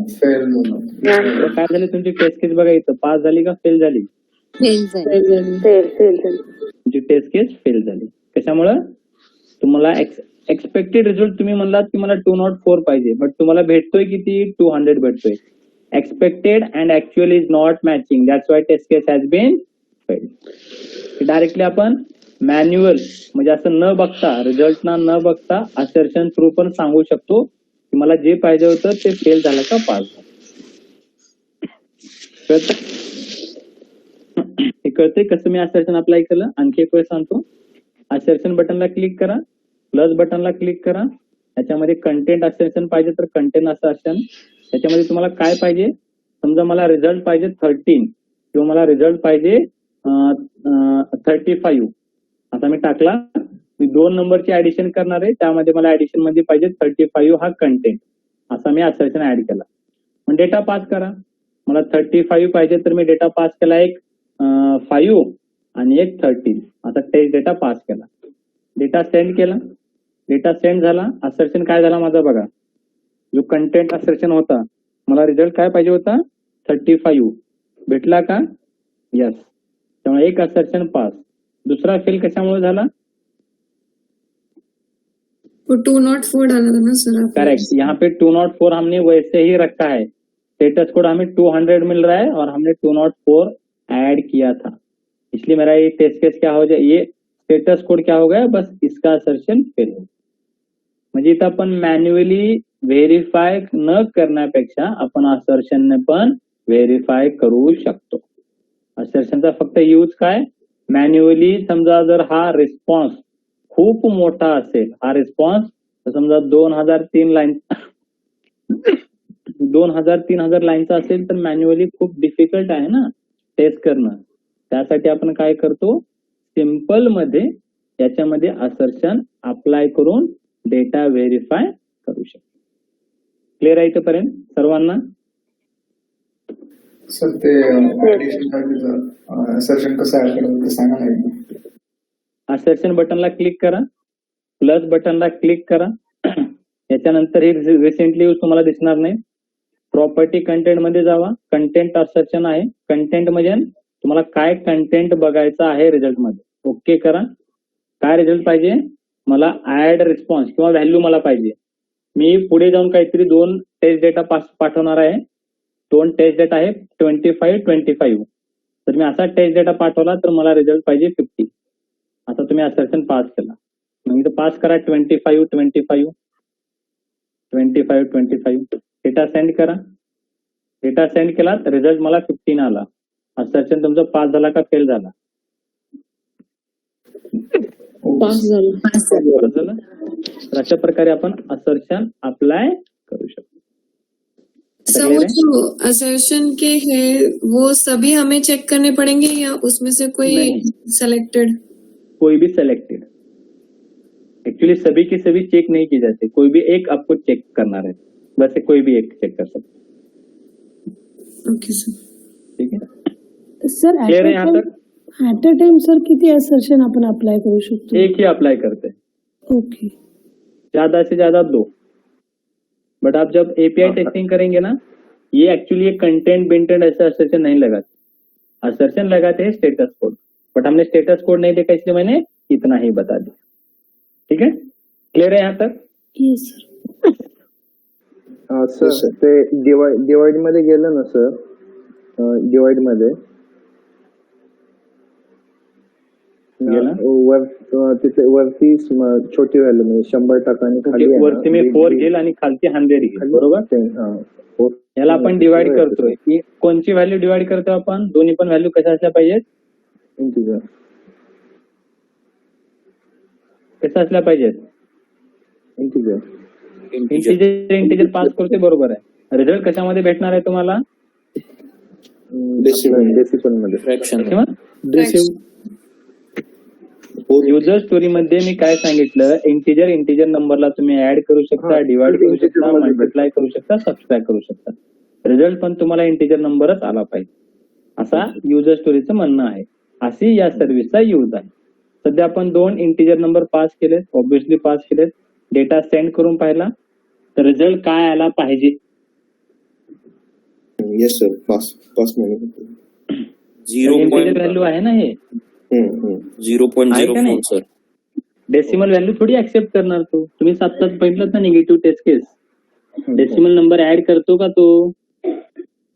नाही म्हणजे मला काय म्हणायचं होतं की आपण इंटिजर त्याचं आपण क्रायटेरिया फुलफिल करतोय पण इकडे रिझल्ट मध्ये ते येत नाहीये. म्हणजे ते रिझल्ट मध्ये कशामुळे येत नाहीये?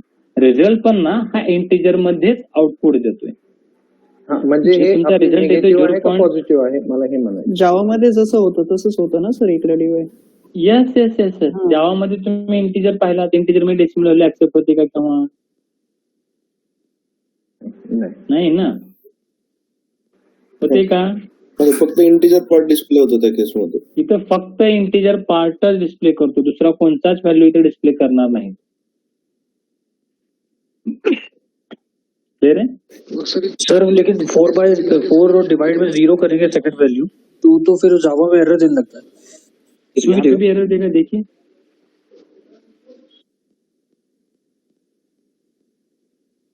आए क्या नहीं? ये नेगेटिव टेस्ट केस होगा सर? ये तो नेगेटिव टेस्ट केस होगा. फिर ऑब्वियसली नेगेटिव होगा. हम फंक्शनलिटी टेस्ट करते समय क्या करते हैं? पॉजिटिव टेस्ट डेटा लेके टेस्टिंग करते हैं ना. नेगेटिव में क्या होता है? नेगेटिव में हम नेगेटिव वैल्यू पास करके देख लेते हैं either it is getting correct और नॉट. करते हैं क्या नाही? सर आपण आहे ना त्याचं काय आहे की इंटिजर आपण त्याचं हे देतोय इनपुट देतोय तर त्याचा रिझल्ट आहे ना. आपण रिझल्ट समजा लिहिला तिथं तुमचा म्हणजे काय फ्रॅक्शन आला नाही पाहिजे किंवा डेसिमल आला नाही पाहिजे. तर हे आपली पॉझिटिव्ह टेस्ट झाली ना सर. आपण तिथं एक्सपेक्टेड रिझल्ट फेल टाकायचा. एक्सपेक्टेड रिझल्ट टाकायचा. Fraction number should not B display. तो डिस्प्ले होतच नाही ना मग त्यावेळेस. बरोबर आहे ना. एक्सपेक्टेड रिझल्ट काय टाकायचं? Verify by passing the one single digit and second number as a higher digit. Verify that 2 digit किंवा verify the result by passing the 1 digit as a lower and another digit as a higher. Expected result after division of these two numbers it does not show the decimal value. Decimal display करतोय का तो मग? नाही. कळालं आता श्रीकांत जो आपका question था? हो सर हो. हॅलो और सर, मग इथे आपली बोलिए. फंक्शनॅलिटी फेल झाली असं नाही म्हणू शकत का आपण? कारण की आपण फक्त इनपुट देताना आपण आपली फंक्शनॅलिटी चेक करतोय, त्याचा आउटपुट ती सर्व्हिस देत आहे. तर मग आपल्याला इथे फंक्शनॅलिटी मध्ये चेंज करावं लागेल ना, किंवा मग तू फ्रॅक्शन नंबर सुद्धा डिस्प्ले झाला पाहिजे असं आपल्या फंक्शनॅलिटी मध्ये चेंज करावं लागेल. नाही, असं म्हणू शकतो, बरोबर आहे निखिल, आपण म्हणू शकतो. बट युजर स्टोरी मध्ये ऑलरेडी काय मेन्शन आहे? We can add only 2 integer number, multiply, subtract and division for all the integer number. Result also will get in the integer number. हे युजर स्टोरी मध्ये ऑलरेडी मेन्शन आहे. आता आपण verify कशानुसार करतो? आपल्या मनानं करतो का युजर स्टोरीनुसार करतो? As per user story. As per user story. User story मध्ये आता इथे काही लिहिलेलं नाही मी, तर ही जे फंक्शनॅलिटी आहे किंवा ही युजर स्टोरी आहे मी ऑलरेडी क्रिएट केली. समजा त्यामध्ये मी तुम्हाला ऑलरेडी सांगितलं होतं इनिशियली किंवा इंटिजर नंबरच होतात आणि इंटिजर रिझल्ट आला पाहिजे. म्हणजे तुम्ही म्हणतात ते टेस्ट केस माझी निगेटिव्ह होईल, बरोबर, फेल होणार नाही. फेल कसं होते मी तुम्हाला पुढे दाखवलं. आता तरी मला फक्त एक सध्या तुमचं माइंडचं बनलं पाहिजे ना की एपीआय टेस्टिंग होत असते काय, हे बनलं ना. उद्या आपण डिफेक्ट पाहू, डिफेक्ट कसं फाइंड करायचं. हे क्लिअर आहे इथपर्यंत? Yes sir. ओके. मी तुम्हाला ना सॅम्पल साठी काही वेबसाईट देईल, एक WSDL फाईल देईल. त्या WSDL फाईलला टेस्ट करून पहा. ठीक आहे, टेस्ट होते का? त्याचं भरपूर आहेत.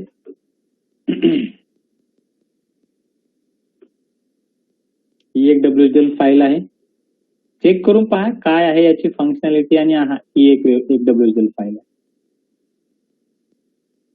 हे कोड्स त्याच्यामध्ये पास करायचे आहेत ऍक्च्युली. या WSDL फाईल मध्ये ना हे कोड्स पास करायचे आहेत. तुम्हाला लिंक शेअर करून देतो, वरना तुम्ही गुगलवरून WSDL फाईल घेऊ शकता एखाद्या 2 सॅम्पल टेस्टिंग करण्यासाठी. आता डायरेक्टली टाकायचं API testing for API testing sample WSDL file. मी फक्त 2 दाखवलं असं नाही की तुम्हाला आणखी 2-3 भेटू शकतात. ती तुम्ही यूज करू शकता फॉर द टेस्टिंग प्रॉस्पेक्टिव्ह. ठीक आहे, फक्त एक सॅम्पल साठी मी देतोय.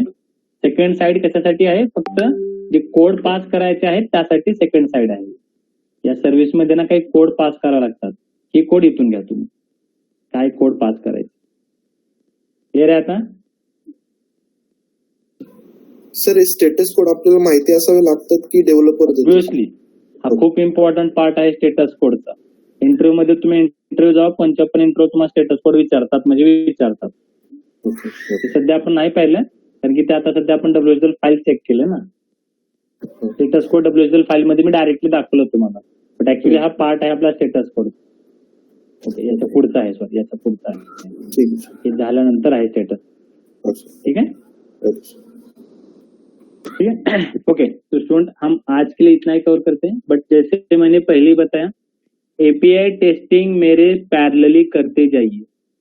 ऐसा होगा, जरूर होगा. मेरा एपीआई टेस्टिंग खत्म हो जाएगा, उसके बाद अगर आप प्रैक्टिस करते हो, आपको आज अगर आपका 1 घंटे में होता है तो आगे जाके आपको 3-4 घंटे या ज्यादा टाइम लग सकता है इसी टेस्टिंग को समझने में. अभी कैसा है, आप फ्लो में चल रहा है, मैं कर रहा हूँ, आप साथ में करेंगे तो आपके भी डाउट क्लियर होंगे. आप मुझे ज्यादा क्वेश्चन पूछ सकते हो. ठीक है, और टेस्टिंग करने के बाद आपको रियल में भी समझ में आएगा कि टेस्टिंग क्या हो.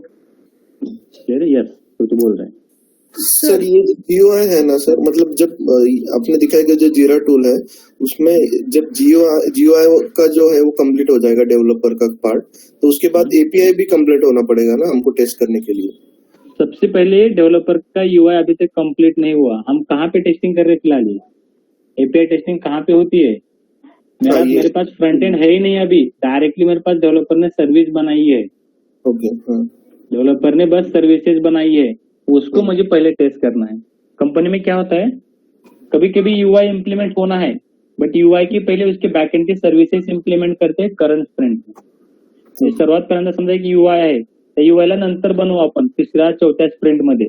त्याच्या अगोदर आपल्याला काही सर्व्हिसेस बनवायच्या आहेत, ज्या सर्व्हिसेस या API या UI च्या पाठीमागे लागणार आहेत. जेव्हा सर्व्हिसेस बनवताल प्रत्येक स्प्रिंट मध्ये 2-2 तुम्ही सर्व्हिसेस बनवतायत, त्याला आपण टेस्ट करावं लागेल का नाही? बरोबर. लागणार. रिव्हर्स नाही असू शकत ना, म्हणजे आधी एपीआय म्हणजे जो GUI आहे तो जर आधी डेव्हलप झाला तर तो एपीआय शिवाय टेस्टच नाही करता येणार ना सर, कारण काय म्हणजे हे बरोबर आहे का? फ्रंट एंड जर बनला तर सर्व्हिसेस बनली नाही तर API या फ्रंट एंडचा युजच नाही ना काही, नाही बरोबर काहीच युज नाहीये. बरोबर सर्वात पहिल्यांदा कंपनीमध्ये सर्व्हिसेस बनतात, लक्षात ठेवा. UI केव्हा कम्प्लीट होतो, हा कम्प्लीट केव्हा म्हणतो, जेव्हा आपल्याला सर्व्हिसेस भेटतात तेव्हाच हा UI आपण प्रॉपरली टेस्ट करू शकतो. ओके सर, मग जेव्हा UI आपण टेस्ट करतो त्याच्याबरोबर आपल्याला हे पण परत टेस्ट करावं लागतात का सर्व्हिसेस? सर्व्हिसेस टेस्ट करण्याची जरूरत नाही, ऑलरेडी तुम्ही बॅक एंडला सर्व्हिसेस टेस्ट केलात ना, त्यावेळेस हा. तुम्ही काय सांगितलं डेव्हलपरला की मी सर्व्हिसेस टेस्ट केल्या आहेत, ते बराबर चालतायत, तुम्ही एवढं सांगितलं. बट फ्रंट एंडला येते वेळेस तुम्हाला फ्रंट एंड टेस्ट करावं लागेल. फ्रंट एंडला येते वेळेस डेटा रॉंग येऊ शकतो, सर्व्हिस बरोबर चालते बट डेव्हलपर जेव्हा तो ऍक्सेप्ट करते ना, सर्व्हिस बरोबर चालते बट या सर्व्हिस मधून जो डेटा कॅप्चर करतोय हा फ्रंट एंड वाला डेव्हलपर, तो मे बी त्यानं काहीतरी रॉंगच डेटा कॅप्चर करतो. रॉंग डेटा म्हणजे ऍक्च्युअली त्याला हा रिझल्ट कॅप्चर केला पाहिजे होता 0, तो हा 0 कॅप्चर करत नाही, तो हा कॅप्चर करतो काहीतरी वेगळा टाईप. नंतर तुम्हाला फ्रंट एंडला एरर दिसेल का नाही, त्याच्यावर आपण डिफेक्ट रेज करायचा फ्रंट एंड मध्ये की I did not set the proper result in the front end, मग तो डेव्हलपर त्याला फिक्स करत असतो. Okay sir, thank you.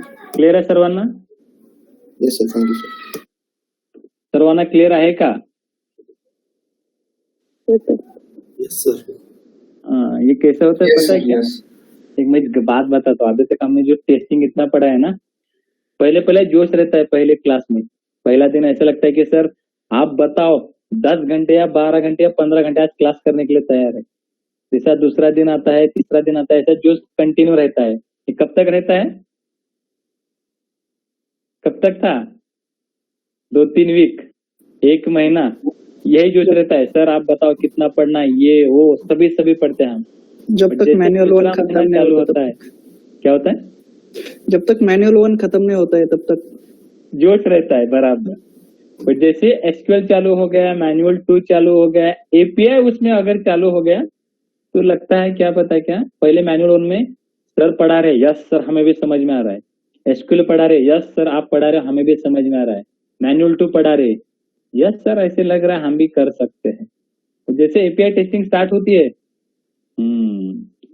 आवाज भी नहीं आता, बस क्या बोलते स्टूडेंट, ऐसा होता होगा. अब सर बता रहे तो होता भी होगा, ऐसे अज्यूम करके चलते. ऐसा ही हो रहा है क्या? नहीं सर. ऐसा हो रहा है क्या? नाही सर. नाही ना? नाही सर.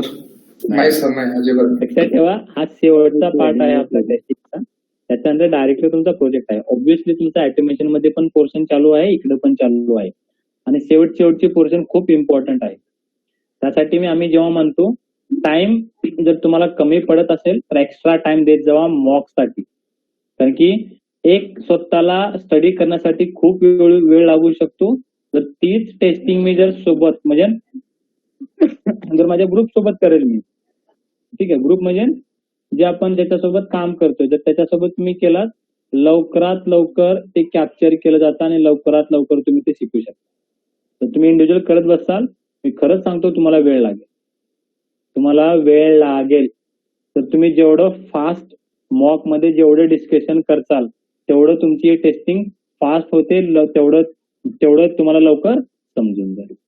त्यामुळे मॉक याच्यासाठी खूप इम्पॉर्टंट आहे. आता तुम्ही वाटलंच पहिलं मॉक 1-1 घंटा करत होतात, बरोबर? आता एकच्या जागी 2.5, 2, 3 घंटे करा, चालतंय. जोपर्यंत समजत नाही तोपर्यंत मॉक करत राहा. क्लिअर आहे? सर एकच क्वेश्चन होता सर. जर हे एपीआय जर आपण टेस्ट केलं नसेल आधी त्या जीयूआयच्या रिलेटेड, तर मग जेव्हा पण युजर स्टोरी येईल आणि डेव्हलपर हे दोन्ही कम्प्लीट करेल, म्हणजे एपीआय सुद्धा आणि जीयूआय सुद्धा, मग त्या केसमध्ये आपल्याला युजर स्टोरी टेस्ट करण्यासाठी दोन्हीच्या टेस्ट केसेस लिहावं लागणार ना, म्हणजे नाही, सर्व्हिसेसचा कन्सेप्टच येत नाही पुढे. जर ऑलरेडी मी सर्व्हिसेस टेस्ट केल्या आहेत, ठीक आहे, तर जेव्हा आपण फ्रंट एंड टेस्ट करू त्यावेळेस आपल्याला याच्याशी काही कन्सर्न नाहीये. आणि जर केलं नसतील एपीआय टेस्टिंग तर त्या केसमध्ये मग दोन्हीच्या युजर स्टोरी हे लागते ना. नाही, एपीआय टेस्ट आपण तेव्हा एपीआय टेस्ट केस लिहिणार नाही. जे युजर स्टोरी तुम्हाला असाइन होईल त्याच्याच टेस्ट केसेस लिहायचे असतात. फ्रंट एंडची युजर स्टोरी आहे तर फ्रंट एंड टेस्ट करणार, एपीआय ची युजर स्टोरी आहे तर एपीआय टेस्ट करणार. त्यावेळेस असं नसते की मी एपीआय नाही टेस्ट केलं तर मी फ्रंट एंड नाही करणार, तसं काही नाही. जे युजर स्टोरी आहे किंवा किंवा एपीआय ची युजर स्टोरी तुम्हाला म्हणतात की नाही हे बरोबर वर्क होते कारण की खूप सिंपल आहे बाबा, तर तू डायरेक्टली फ्रंट एंड टेस्ट, तसं आपण फक्त फ्रंट एंड टेस्ट करणार. अच्छा अच्छा ठीक है ओके, तो आज के लिए हम इतना ही देख लेते हैं, बच्चे वाला सेशन हम कल कवर करें. ठीक है, चलो, thanks, have a nice day, bye, good night. Thank you. Thank you sir, good Knight.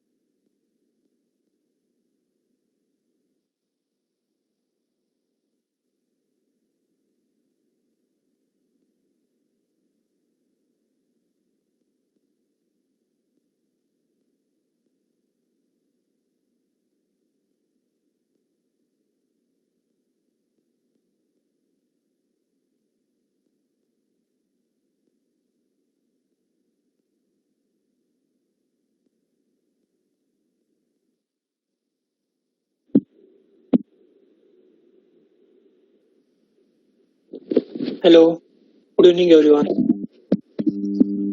Good evening. evening sir. Good evening, sir. Good evening sir.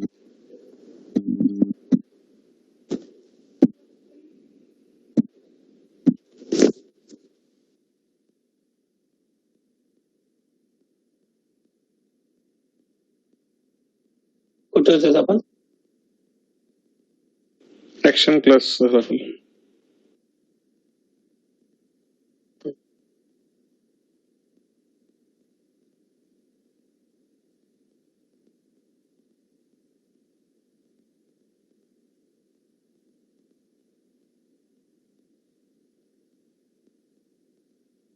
Okay, त्याच्यानंतर नेक्स्ट टॉपिक पाहू आपण, handling of customized list box.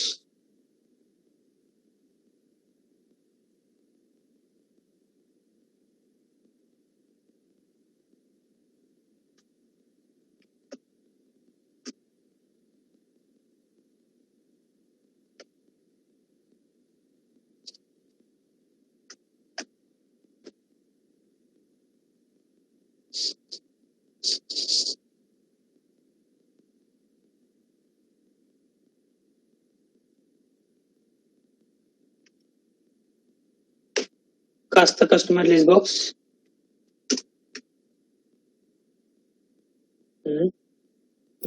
Tag name is not selected in that case. Yes. एखादा असा list box आहे ज्याचं की tag name select नसेल, other than select असेल, तशा लिस्ट बॉक्सला आपण म्हणणार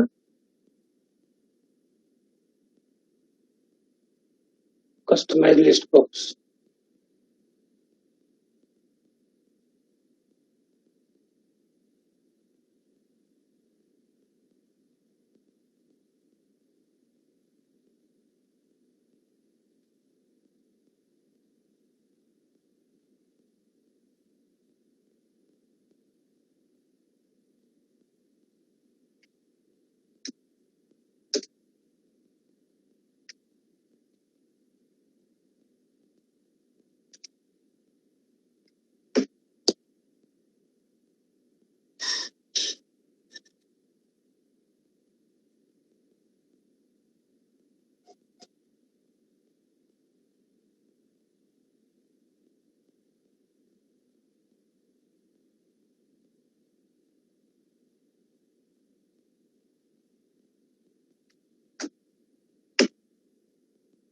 ओके, हे जे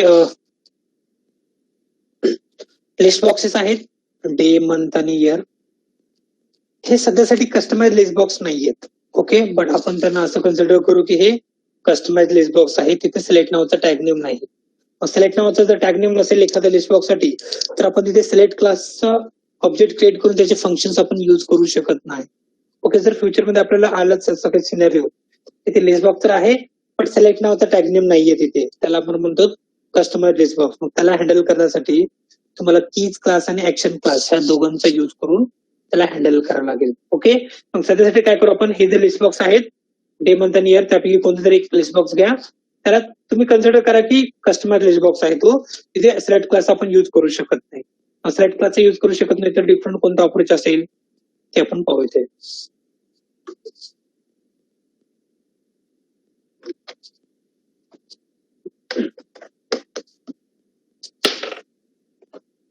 अगोदर त्या वेब पेज पर्यंत पोहोचा तुम्ही.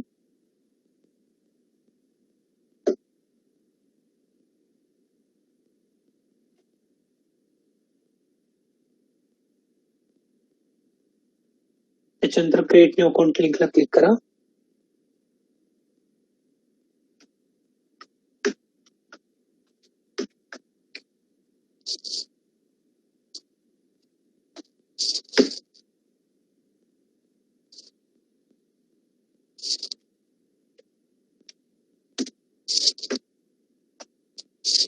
Thread dot slip.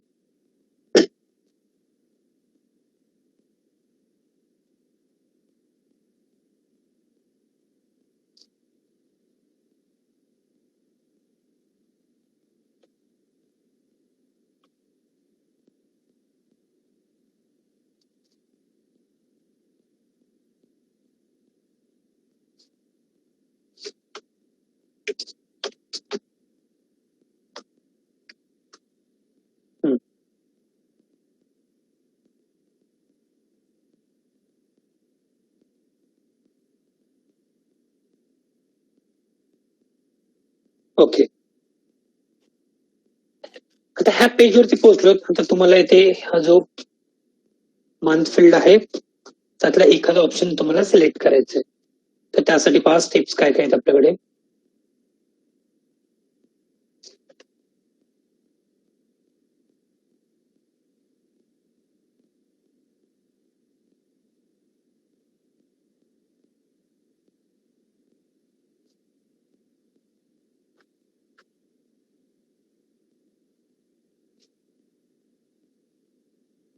The list box which are created without using select tag name is called customized list box. Steps काय आहेत पहा. Identify the customized list box which need to be handled and store it in one reference variable of type web element. This step ही सर्वात अगोदर तुम्हाला त्याला identify करावं लागेल.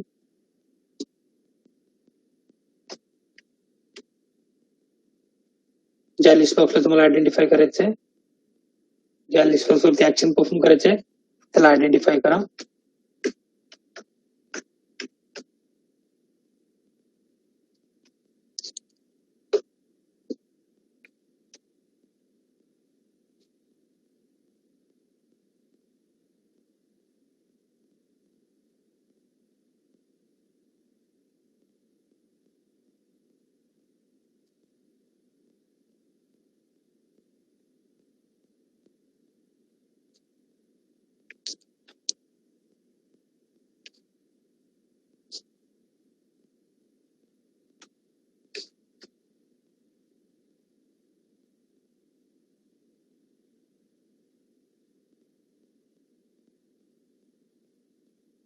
Step number 1 complete झालेला आहे.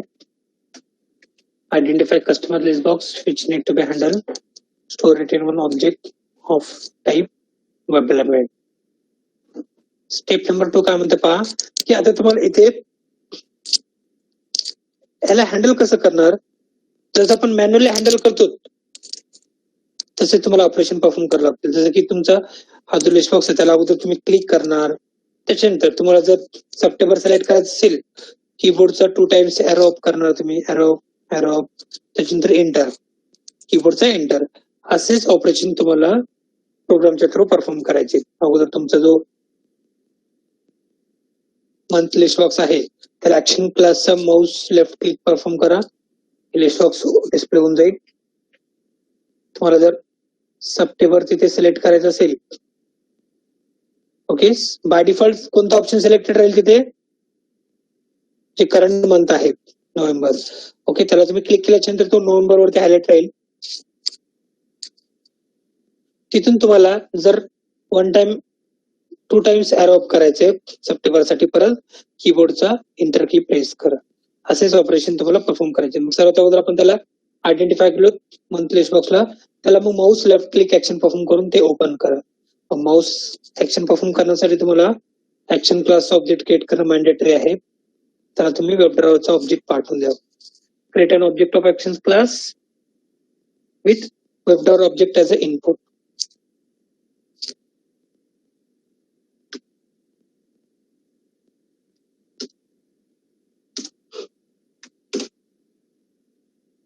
actions is it equal to new actions.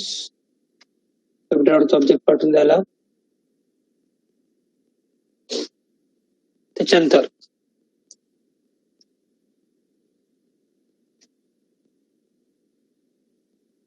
Please आहे का स्क्रीन आहे ना वर्किंग?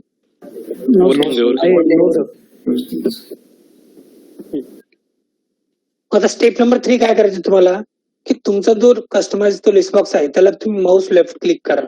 ओके, स्टेप नंबर 3 पहा. Click on the identified web element or click on the identified customize list box.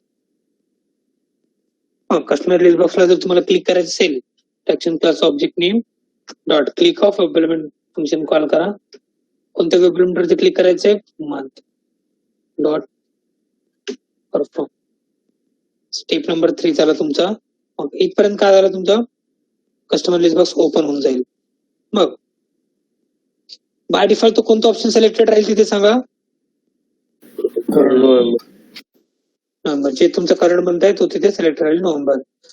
Okay, मग आता इथून पुढे पहा. आता तुम्हाला ऑप्शन सिलेक्ट करायचे. Step number 4. Okay, to move one option upward. तुम्हाला जर एक ऑप्शन टॉपला किंवा अपवर्डला मूव्ह करायचं असेल,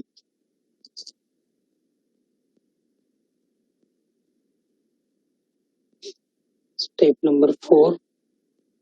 स्टेप नंबर 4 मध्ये 3 वेगवेगळे ऑप्शन्स आहेत.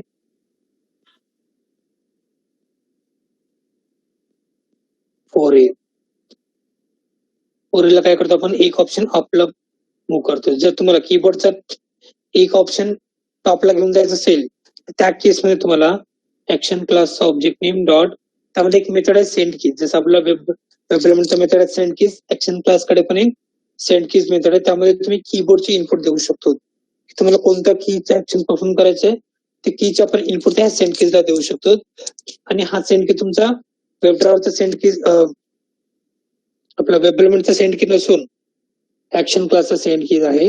मग इथे तुमचा कोणते की परफॉर्म करायचे आहेत, मग keys dot keys dot arrow up. Okay, keys dot arrow up call करा. मग एक वेळा तो एरो अप होऊन जाईल तिथे.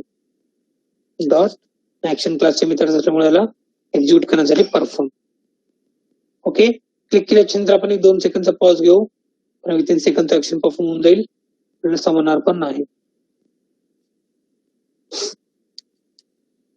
लिस्ट बॉक्सला तो मॅन्युअली क्लिक करेल, त्याच्यानंतर एक वेळा तो एरो अप करून देईल. Keys dot arrow up. Run करून पहा.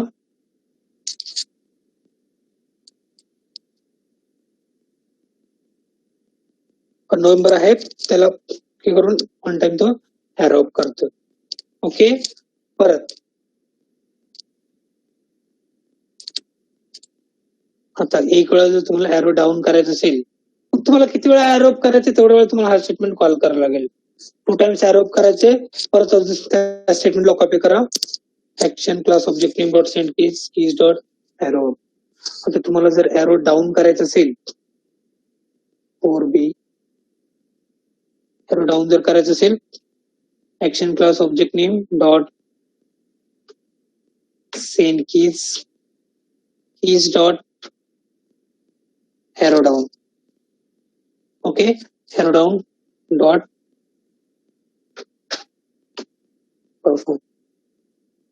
मग एक वेळा जर तुम्हाला बॉटमला जर मूव्ह करायचं असेल downward, to move one option to downward, call this statement action dot send keys dot arrow down.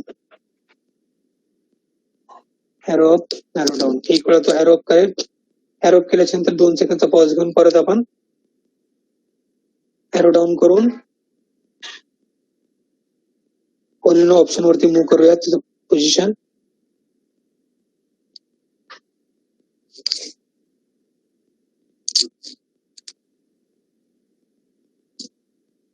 एक वेळा एरो अप करेल तो ऑक्टोबर एरो डाऊन करेल. ओके, बट तो ऑप्शन सिलेक्ट झाला का आतापर्यंत? नाही, ऑप्शन सिलेक्ट झालं नाही. जर तो ऑप्शन तुम्हाला सिलेक्ट करायचाच असेल तर 4C कॉल करायचं.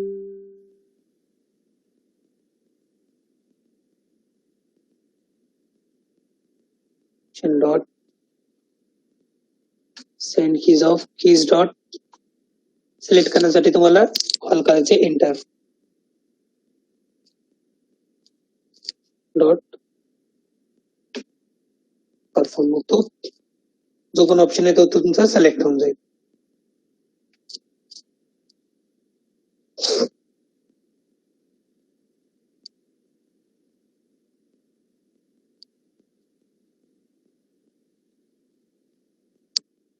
विथिन अ सेकंड सिलेक्ट होऊन जाईल.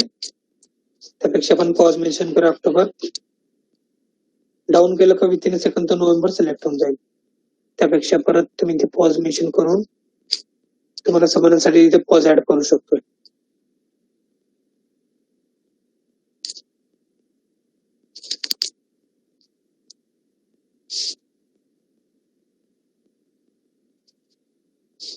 Arrow up, arrow down, enter. होतं वर्क. हे झालं तुमचं procedure to handle the customize list box. Total 4 steps. Step number 1 मध्ये तुमचं कस्टमाइज लिस्ट बॉक्स आयडेंटिफाय करा. स्टेप नंबर 2 मध्ये ऍक्शन क्लास ऑब्जेक्ट क्रिएट करा. स्टेप नंबर 3 मध्ये आयडेंटिफाय केलेल्या कस्टमाइज लिस्ट बॉक्सला तुम्ही क्लिक करा. त्याच्यानंतर तुम्हाला ऑप्शन सिलेक्ट करायचे, त्यासाठी 3 डिफरंट वेज. एक ऑप्शन टॉपला नेव्हिगेट करायचं असेल तर action class object name dot send keys method call करून तिथे keys dot arrow up function call करा. त्याच्यानंतर डाऊनला जाण्यासाठी एक option action class object name dot send keys of keys dot arrow down. Option select करण्यासाठी कीज डॉट एंटर. ओके,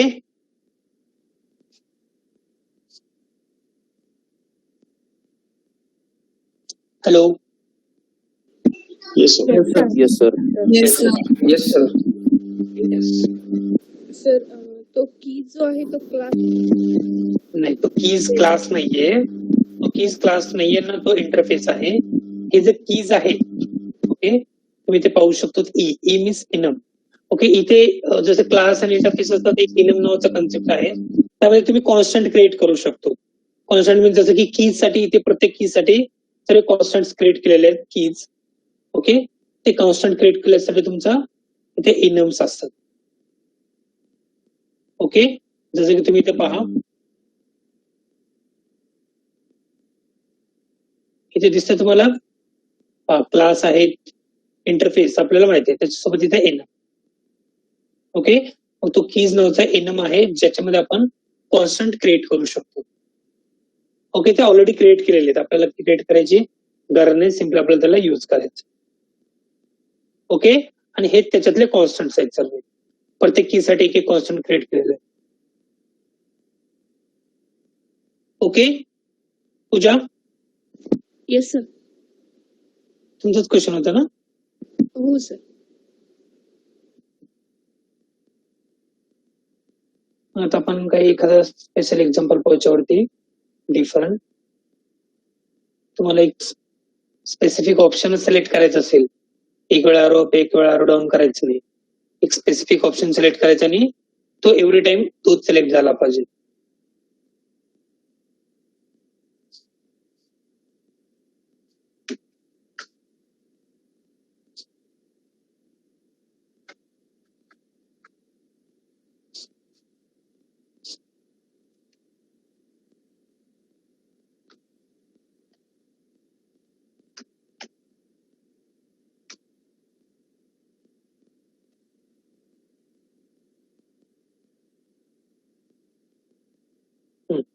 तुम्हाला सांगितलेलं सध्यासाठी तो बाय डिफॉल्ट नोव्हेंबर वरती हायलाइट राहील. तुम्हाला सांगितलेलं आहे की जुलै सिलेक्ट करा. ओके, मग जुलै सिलेक्ट करण्यासाठी किती वेळा एरो अप करायला लागेल सांगा? 1 2 3 4 4 टाइम एरो अप करून नंतर एंटर करावं लागेल. मग कसा असेल प्रोग्राम पाहतो.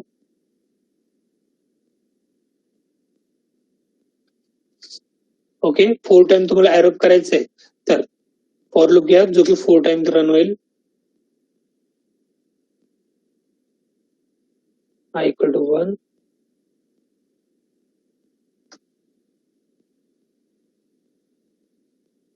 is less than or equal to 4. मग इथे तुम्ही मेन्शन करा 4 time arrow up. Action class object name dot send keys dot arrow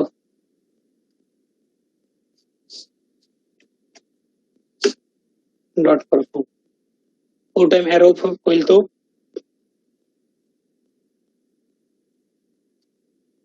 four time arrow up झाल्याच्या नंतर 1-2 सेकंडचा पॉज घ्या. त्याला तुम्ही सिलेक्ट करून द्या.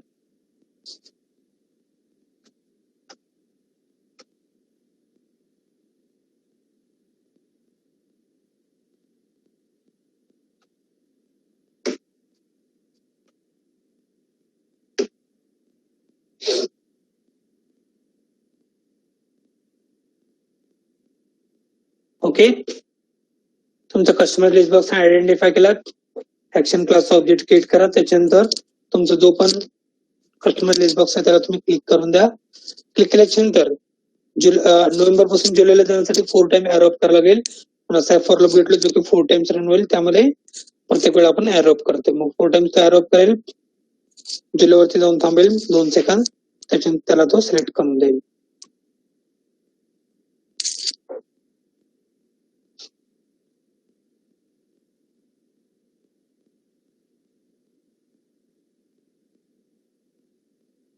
त्याला तो सिलेक्ट करून देईल. पण मला एक सांगा हे जर प्रोग्राम मी डिसेंबर मध्ये रन केलोय. ओके मग बाय डिफॉल्ट तो डिसेंबर वरती रन राहील सिलेक्ट राहील. तिथून 4 टाइम्स एरो अप करत असेल 1 2 3 4 कोणता ऑप्शन सिलेक्टेड राहील ऑगस्ट. किंवा सध्यासाठी तुम्ही जर जानेवारी मध्ये प्रोग्राम रन करताय तर तो जानेवारी सिलेक्ट राहील. तिथून जर 4 टाइम्स एरो अप केलात 1 2 3 4 काहीच ऑप्शन सिलेक्ट होत नाही. ओके मग तिथे परत तो एंटर करून देईल. जानेवारी सिलेक्ट होऊन ह्या केसमध्ये प्रत्येक मंथ मध्ये तुमचा एकच ऑप्शन तो आपला रिक्वायरमेंट नुसार वर्क होतं का? No sir. नाही. मग त्या केसमध्ये काय करायला पाहिजे आपण? काय करायला पाहिजे अशा केसमध्ये? आता हे डायनामिक ऑप्शन्स आहेत. प्रत्येक कस्टमर लिस्ट बॉक्स मध्ये डायनामिक नसतील. डायनामिक मीन्स काय की प्रत्येक महिन्याला वेगवेगळे ऑप्शन सिलेक्ट राहतात. नॉर्मली तुमचे असे लिस्ट बॉक्स असतात की ते फर्स्टच ऑप्शन सिलेक्ट राहतात. मग तिथून तुमचं 4th वाला असो 5th वाला कधी पण 5th वाला सिलेक्ट करायचं असेल तर 5 टाइम डाऊन करून डायरेक्ट त्याला सिलेक्ट करू शकतो. ओके बट हा तुमचा डायनामिक लिस्ट बॉक्स आहे. त्याचं मिनिंग काय प्रत्येक मंथ मध्ये काहीतरी वेगळा ऑप्शन सिलेक्टेड राहतो. मग अशा केसमध्ये तुम्हाला असा प्रोग्राम लिहायचा आहे की प्रत्येक मंथ मध्ये तो एकच ऑप्शन सिलेक्टेड राहायला पाहिजे. काय करायला लागेल मग त्यासाठी सांगा? 12 टाइम्स अप करून आपल्याला ज्या पर्टिक्युलर याला मूव्ह करायचं तो मूव्ह करू शकतो डाऊन करून. कारण की 12च्या वरती तर जाणार नाही ना तो. करेक्ट ते एक लॉजिक करेक्ट आहे. अजून दुसरं काही? बॉटमला पण जाऊ शकतो की नाही त्याच वेळी तुम्ही? Yes Pankaj yes. बट हे तुम्हाला 12 टाइम्स एरो अप किंवा एरो डाऊन करायची गरज नाही. इथे एक की आहे तुमचा. सपोज सध्यासाठी तुमच्याकडे नोव्हेंबर सिलेक्ट आहे. ओके तिथे जर तुम्ही एंड की प्रेस केलात कीबोर्डचा एंड की प्रेस केलात सर्व शेवटचा ऑप्शन तो नेव्हिगेट होऊन जाईल. तेच इथे होम की असते. होम की प्रेस केलं तर डायरेक्टली फर्स्ट ऑप्शन तो सिलेक्ट होऊन जाईल. ओके मग ह्या केसमध्ये तुम्हाला ते 12 काउंट करून 12 times arrow up arrow down करायची तुम्हाला गरज पडणार नाही. ओके मग तुम्ही कोणत्या पण मंथ मध्ये राहा. तुम्ही कोणत्याही मंथ मध्ये राहा तुम्ही. मग तिथून जर होम की प्रेस केला डायरेक्टली तो फर्स्ट ऑप्शनला नेव्हिगेट करतोय. ओके जर एंड की प्रेस केला सर्वात शेवटचा ऑप्शन तो सिलेक्ट करून घेईल. ओके मग पहा आता सर्वात अगोदर तुम्ही काय करायचंय मग इथे दोन वेगवेगळ्या कीने आपण परफॉर्म करू शकतो. दोन वेगवेगळे एक्झाम्पल घेऊ आपण. हा एक्झाम्पल ज्यामध्ये की जनरल प्रोसिजर फॉलो केलो जो की फक्त फर्स्ट मंथ मध्ये तो वर्क होऊन जाईल.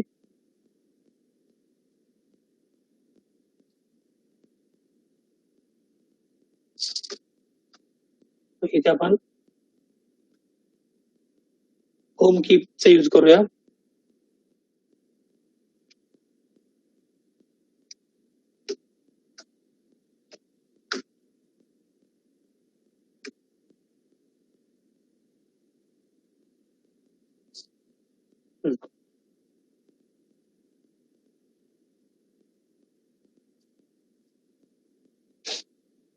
तुमच्या कस्टमर लिस्ट बॉक्सला तुम्ही ओपन केलात त्याच्यानंतर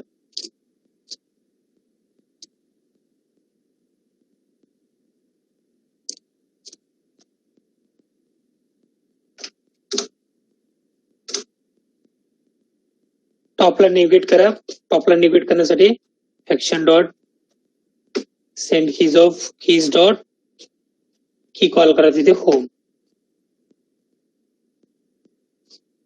ओके, टॉपला तो नेव्हिगेट करून परत 2 सेकंडचा पॉज द्या तिथे.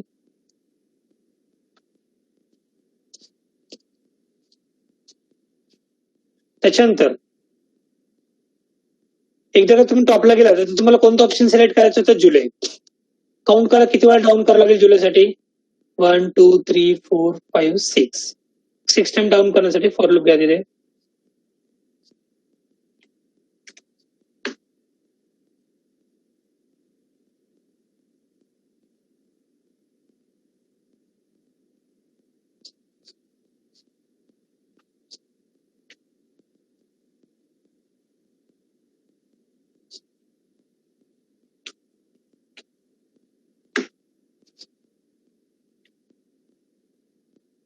एरो डाऊन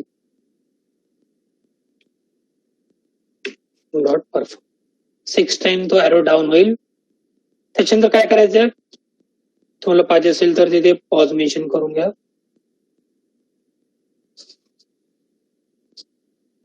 त्याच्यानंतर dot send keys dot enter.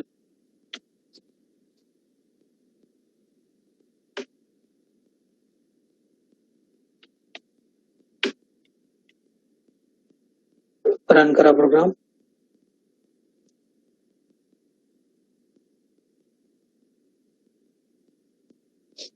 टॉपला जाईल तो. त्याच्यानंतर एक एक ऑप्शन डाऊन करून तो जुलैला येईल. त्याला तो सिलेक्ट करून देईल. ओके, सेम वेनी तुम्ही एंड कीचा यूज पण करू शकतो. जसं की सध्यासाठी तुमचा नोव्हेंबर आहे, तिथून एंड की प्रेस केलं तर सर्व शेवटचा ऑप्शन जाईल तो. तर तिथून काउंट करा जुलैला जाण्यासाठी किती वेळा एरो अप करावं लागेल. 1 2 3 4 5 टाइम तुम्हाला एरो अप करावं लागेल.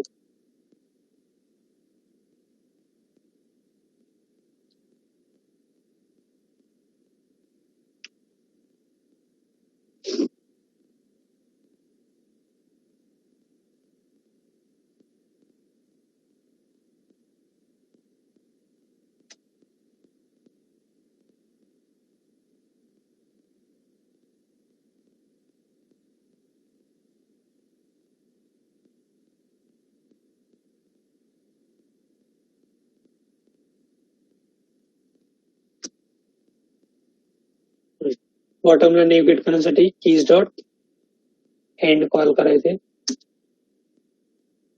त्याच्यानंतर किती वेळा एरो डाऊन करावं लागेल? एरो अप करावं लागेल तुम्हाला 5 टाइम्स एरो.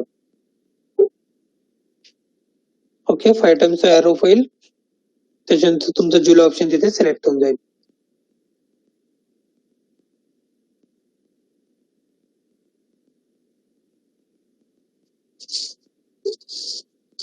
एंडला जातोय त्याच्यानंतर जुलैला जाईल तो ऑफ करून सिलेक्ट करून देईल. आता ह्या केस मध्ये सांगा, जरी तुम्ही जानेवारी मध्ये रन केला प्रोग्राम तर फेल व्हायचे चान्सेस आहेत का? आता नो सर. नाही. हे झालं procedure to handle the dynamic customize list box.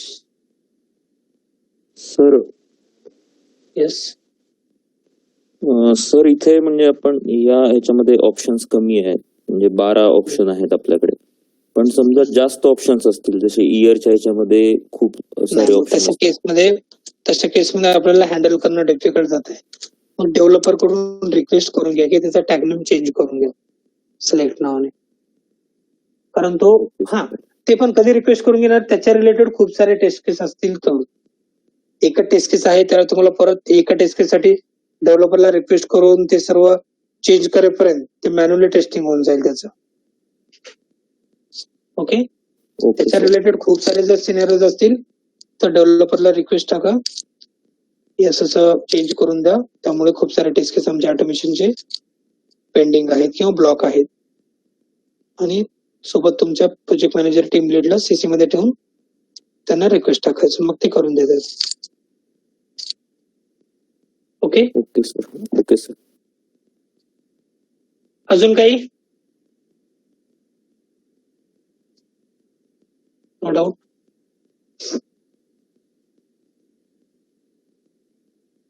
Sir म्हणजे ही टेस्ट केस आपण ऑटोमेशन सूट मध्ये न टाकता प्रत्येक वेळी जेव्हा आपण टेस्टिंग करणार असू तेव्हा मॅन्युअलीच करायची, जर एकच असेल तर असं कसं? तुम्ही करू नका ते मॅन्युअली. आता तुम्हाला काहीतरी लिस्ट ऑफ टेस्ट केस भेटतात ना ऑटोमेशन साठी, पण बंच ऑफ टेस्ट केस म्हणून प्रत्येक टेस्ट केस आपण ऑटोमेट करू शकतो त्याची गॅरंटी नाहीये. आपण सुरुवातीला ते फिल्टर करणार की नाही मी आपण हे करू शकतो, हे नाही करू शकत. त्या केसमध्ये हा पण टेस्ट केसला जे तुम्ही करू शकत नाही त्या लिस्ट मध्ये ऍड करून द्या. ते मग प्रत्येक स्प्रिंट मध्ये मॅन्युअल टेस्ट करत राहतील. तर तुम्ही जर मॅन्युअल किंवा ऑटोमेशन टेस्ट इंजिन दोघं पण असेल तुम्ही स्वतः मॅन्युअल टेस्ट करणार त्याला. अच्छा, थँक्यू सर. मग कॅलेंडर जो हे आहे ते ह्याच्यामध्येच येतो का? कॅलेंडर वेगळं असतं. ओके. कॅलेंडर डिफरंट आहे आणि हा स्क्रीन फ्रीज झालेली का? Yes sir.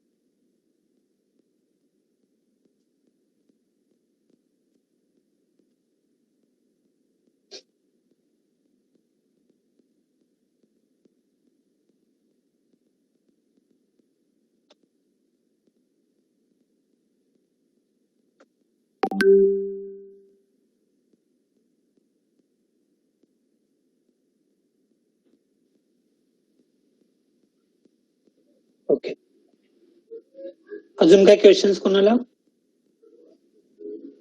कस्टमाइज लिस्ट वरती? आरती, आवाज येतो बाकीच्यांना? Yes sir.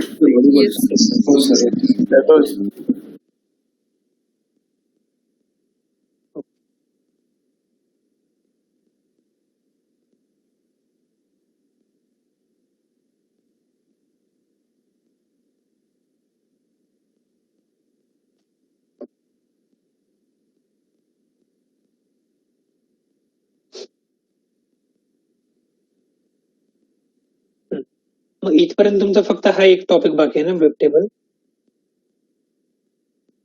बाकी सर्व झाले वेब टेबल. त्याच्यानंतर डिफरंट टाइप्स ऑफ एक्सेप्शन्स. हे झालं का डायनामिक एलिमेंट? Yes sir. झालंय सर. ठीक आहे, मग आता इथे सेकंड सेक्शन मध्ये आपले इम्पॉर्टंट 2 टॉपिक आहेत. तुमचा वेब टेबल जे की उद्याला पाहू आपण, सध्यासाठी पाहू आपण, हे तुमचं different types of exceptions. Okay, मग उद्याच्या नंतर परवापासून आपण हे 2 टॉपिक येतील नंतर. मग परवापासून आपण आपला फ्रेमवर्क स्टार्ट करू शकतो, जो की व्हेरी व्हेरी इम्पॉर्टंट आहे. पुढचे 2 वीक्स, 2-3 वीक्स पूर्ण फ्रेमवर्क असेल. एक स्मॉल फ्रेमवर्क आपण डेव्हलप करणार आहोत. ओके, हा मंथ एंड पर्यंत आपले सेशन चालतील पूर्ण. ओके, मंथ एंडला पूर्ण सिलेबस आपला कम्प्लीट होऊन जाईल. मग इथून टोटल 20 म्हणजे जवळपास 18 लेक्चर तर असतील, 17 to 18 lectures. Okay, yes sir. तर मग सध्यासाठी आपण पाहू different types of exceptions in selenium.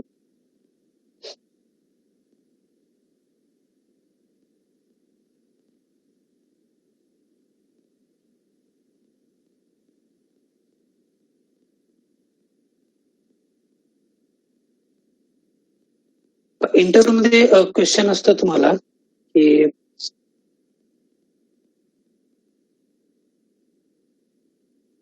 तुम्ही तुमच्या प्रोजेक्टमध्ये तुम्ही ज्या फ्रेमवर्क वरती काम करताय त्यामध्ये कोणत्या कोणत्या टाइपचे एक्सेप्शन्स भेटलेले आहेत. ओके, जसं की आपल्याला नो सच एलिमेंट एक्सेप्शन भेटतो, कधी illegal state exception, null pointer exception. Okay, असे तुम्हाला एक्सेप्शन विचारतात सेलेनियम मध्ये कोणते एक्सेप्शन भेटलेले आहेत. तर इथे काय आपण लिस्ट आहे, तर त्यातले तुम्हाला काही एक्सेप्शनची नावं लक्षात ठेवायची आहेत. हे 7-8 पैकी तुम्ही कोणते पण 3-4 तिथे सांगू शकतो त्या इंटरव्ह्यू मध्ये. ओके, बऱ्याच वेळा विचारतात. त्यामध्ये फर्स्ट एक्सेप्शन दिलेलं पहा, वेब ड्रायव्हर एक्सेप्शन.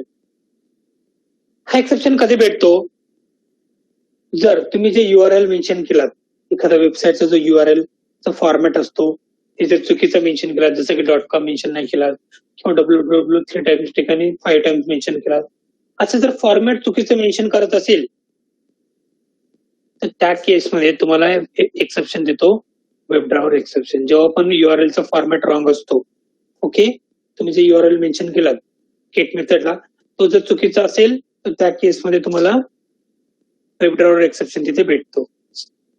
ओके, मग एवढं तुम्हाला तिथे सांगायचं की जर URL चा फॉर्मॅट रॉंग असेल त्या केसमध्ये तुम्हाला हा वेब ड्रायव्हर. तुम्ही स्वतःहून सांगा की हे एक्सेप्शन आम्हाला भेटलेले सेलेनियमच्या फ्रेमवर्क मध्ये, किंवा तुम्ही जेव्हा पण टेस्टिंग करत असतात फ्रेमवर्क वरती ऑटोमेशन टेस्टिंग करत असता वेळेस असे एक्सेप्शन तुम्ही ऑब्झर्व केलेले आहेत. त्याच्यानंतर नेक्स्ट एक्सेप्शन दिलेला पहा, अनरिचेबल ब्राउझर एक्सेप्शन. त्याचं मिनिंग काय असतं अनरिचेबल ब्राउझर एक्सेप्शन, की ऑटोमेशननी काहीतरी टेस्ट केस आहेत रनिंग. ओके, मग ऑटोमेशननी तो वेब पेज वरती काहीतरी इनपुट एंटर करतोय, तुम्ही त्याला मॅन्युअली डिस्टर्ब करताय. ओके, तुम्ही इनपुट स्क्रिप्ट इनपुट एंटर करताय, तुम्ही सिलेक्ट बॉक्सची व्हॅल्यू सिलेक्ट करताय, किंवा तो बटनला क्लिक करताय, तुम्ही ड्रॅग अँड ड्रॉप करताय. असं ऑटोमेशनने रनिंग स्क्रिप्टला तुम्ही मॅन्युअली डिस्टर्ब करताय, तशा केसमध्ये तुम्हाला एक्सेप्शन भेटतो unreachable browser exception. Okay, first exception काय, वेब ड्रायव्हर एक्सेप्शन. URL चा फॉर्मॅट रॉंग असेल, वेब ड्रायव्हर एक्सेप्शन भेटतो. अनरिचेबल ब्राउझर एक्सेप्शन कधी भेटतो, की तुमचं ऑटोमेशन रनिंग स्क्रिप्टला जर मॅन्युअली तुम्ही डिस्टर्ब करत असेल, अनरिचेबल ब्राउझर एक्सेप्शन तुम्हाला तिथे भेटून जाईल. ओके, समजतंय सर्वांना?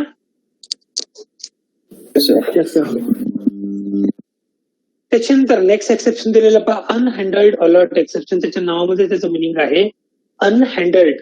त्याचं मिनिंग काय, की अलर्ट पॉपअप प्रेझेंट आहे बट तुम्ही त्याला हँडल करत नाहीये.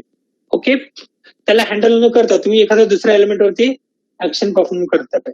ओके, जसं की तुमच्या वेब पेज वरती अलर्ट पॉपअप आहे सध्यासाठी, मग तुम्ही अलर्ट पॉपअपला हँडल न करता मेन पेजच्या एलिमेंट वरती ऍक्शन परफॉर्म करताय. ओके, त्या केसमध्ये तुम्हाला एक्सेप्शन देतो तो अनहँडल्ड अलर्ट एक्सेप्शन. कधी पण तुम्ही ऑब्झर्व करा, अलर्ट पॉपअप जर डिस्प्ले झाला, मॅन्युअली तुम्ही कोणत्या पण त्या पेजवरती दुसरे कुठे ऍक्शन परफॉर्म करून पहा, कुठेच तुम्हाला तो परमिशन देत नाही, कारण तो कन्फर्मेशन पॉपअप आहे. त्याला एक येस किंवा नो मध्ये तुम्हाला तिथे आन्सर द्यायचा आहे, ऍक्सेप्ट करायचं किंवा त्याला डिसमिस करायचंय.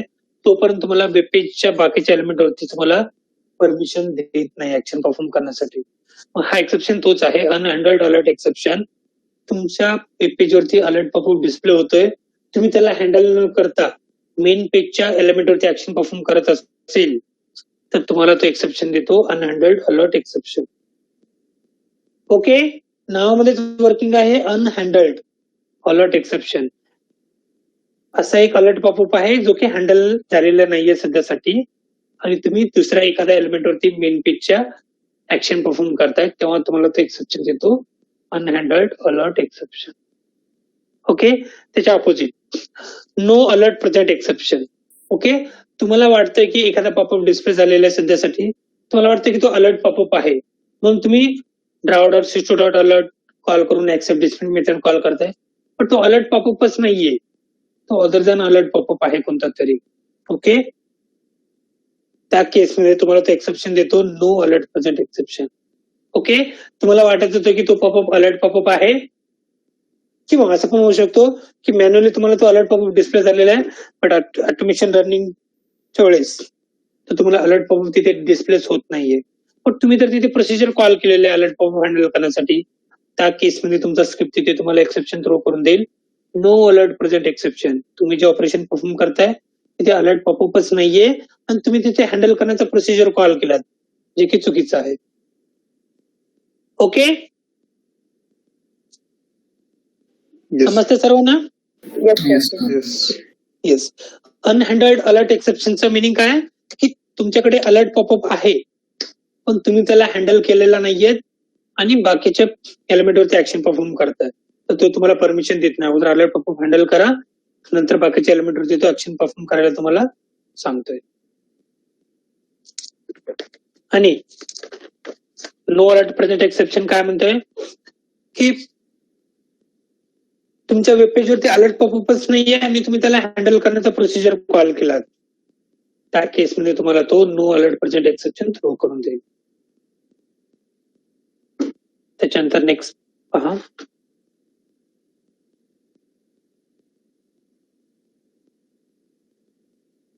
Unexpected tag name exception. कधी येतो?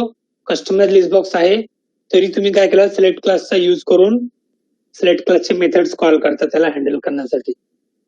ओके, त्या केसमध्ये जेव्हा पण तुम्ही सिलेक्ट क्लासचा ऑब्जेक्ट क्रिएट केला, सर्वात अगोदर चेक करतो की त्याला जे सिलेक्ट क्लासच्या कन्स्ट्रक्ट मध्ये जे वेब एलिमेंट तुम्ही पाठवलात त्या वेब एलिमेंटचा टॅग नेम सिलेक्ट आहे का, तो सर्वात अगोदर चेक करतो.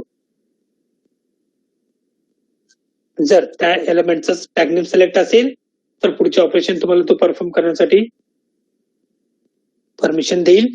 जर सिलेक्ट नावाचा टॅग नेम तिथे नसेल तर तिथे तुम्हाला तो एक्सेप्शन थ्रो करून देतो की अनएक्सपेक्टेड टॅग नेम एक्सेप्शन. तो एक्सपेक्ट करतोय सिलेक्ट, पण तिथे सिलेक्ट नसून दुसरा काहीतरी टॅग नेम त्याला भेटतोय म्हणून तो तुम्हाला एक्सेप्शन थ्रो करून देतो unexpected tag name exception. Okay, customer list बॉक्सला तुम्ही सिलेक्ट क्लासचा ऑब्जेक्ट क्रिएट करून त्याचे फंक्शन्स कॉल करत असेल त्याला हँडल करण्यासाठी, त्या केसमध्ये तुम्हाला एक्सेप्शन देतो unexpected tag name exception. Okay, clear? Yes, sir. Yes sir. त्याच्यानंतर पहा,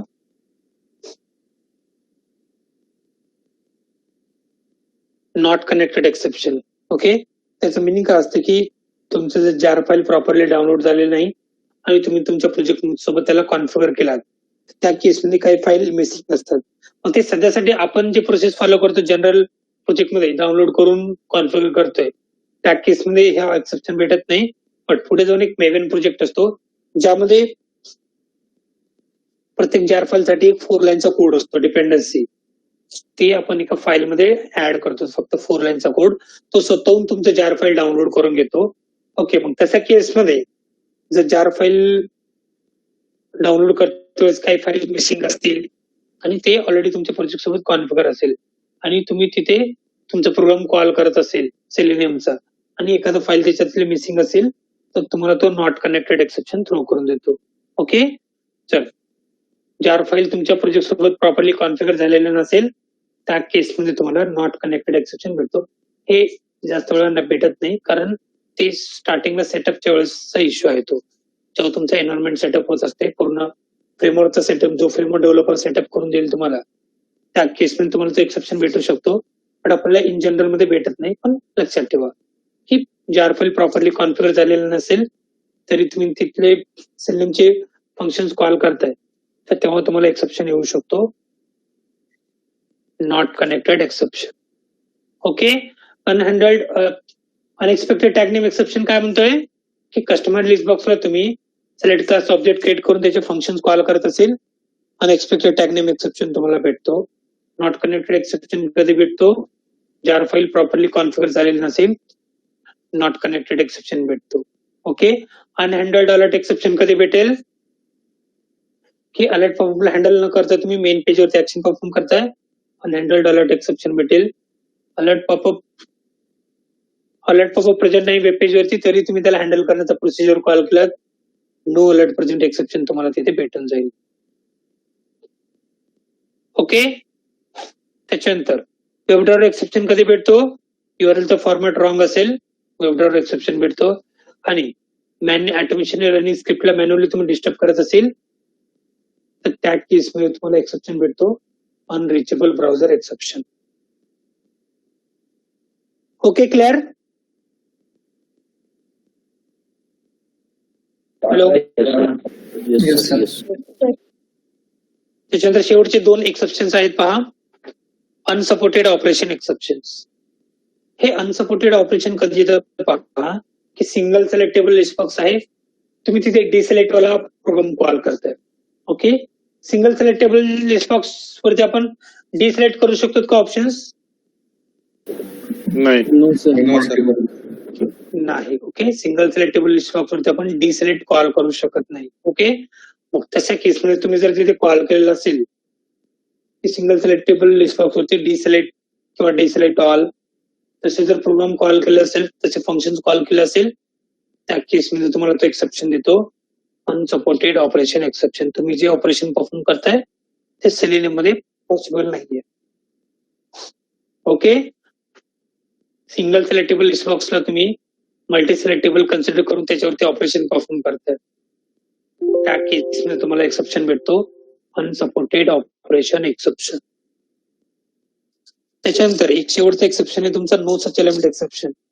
हे कधी भेटतं, डिफरंट रिझन्स आहेत. जसं की तुमचा जे एक्सपाथ तुम्ही क्रिएट केलात तो एक्सपाथ चुकीचा आहे, लोकेटर चुकीचा आहे, तुमचा एचटीएमएल कोड चुकीचा आहे, तुम्ही जे मेन्शन केलात ते, किंवा तो डायनॅमिक आहे.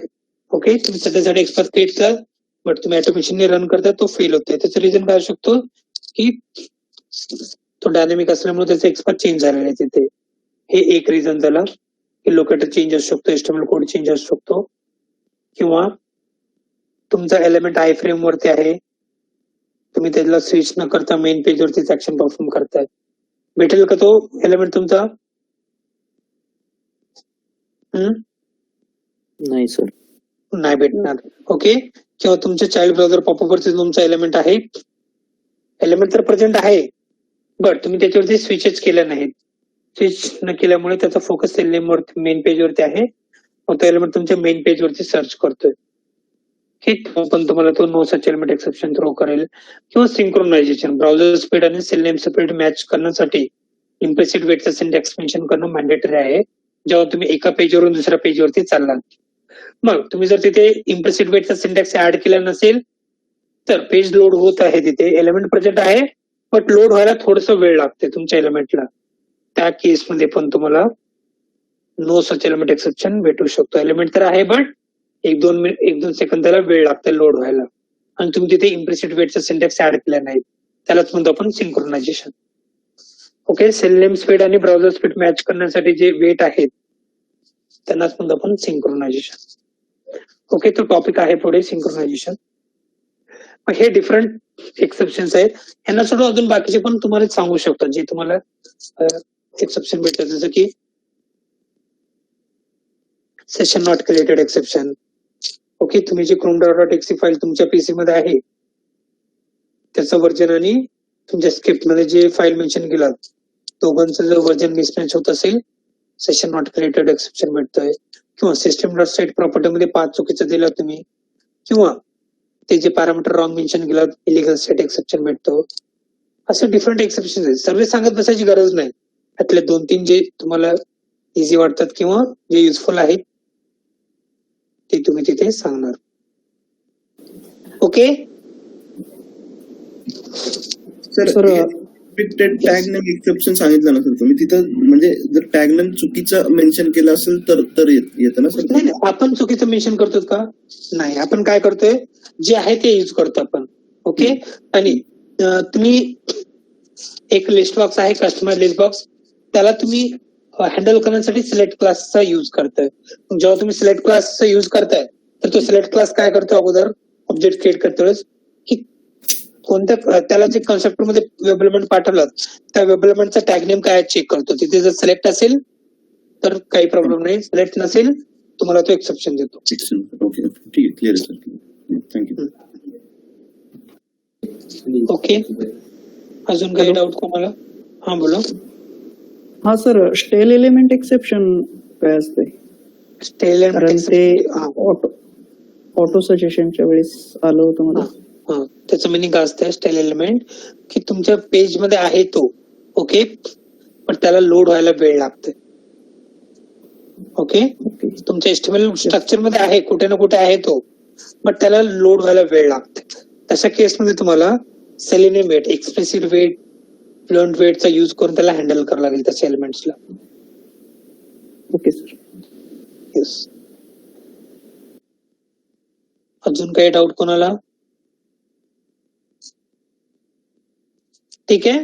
आजच्यासाठी जे काम सर ते ट्राय कॅच फायनली सर ते तुम्ही सांगतो म्हणलेले सर, घेऊ आपण शेवटी कव्हर करूयात इंटरव्ह्यू क्वेश्चन्सच्या वेळेस किंवा काही पेंडिंग टॉपिक्स जे असतील त्याच्यामध्ये कव्हर करू.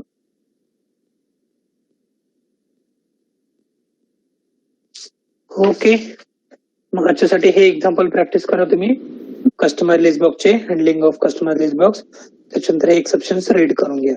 मग उद्याला वेब टेबल पाहू, परवापासून फ्रेमवर्क स्टार्ट करूया आपण.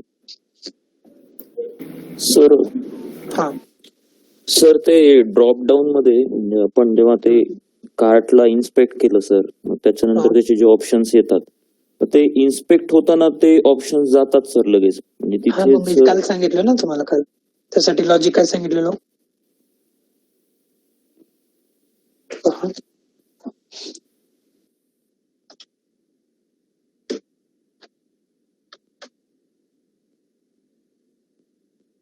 कार्टचे ऑप्शन्स का मोर ऑप्शन्स? कार्ट मध्ये तर काही नाहीये, मोर मध्ये होतं सर. मोर मध्ये.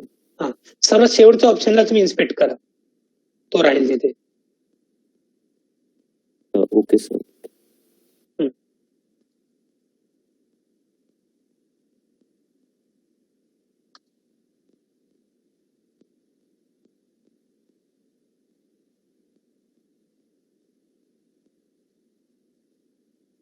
दिसतोय मोर?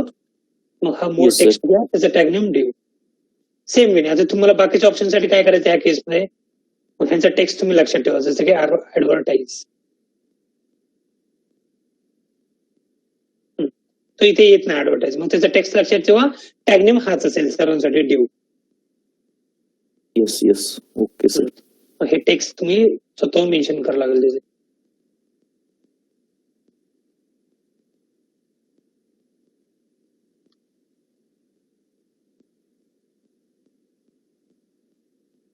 ठीक आहे. Yes sir, thank you sir. अजून काही?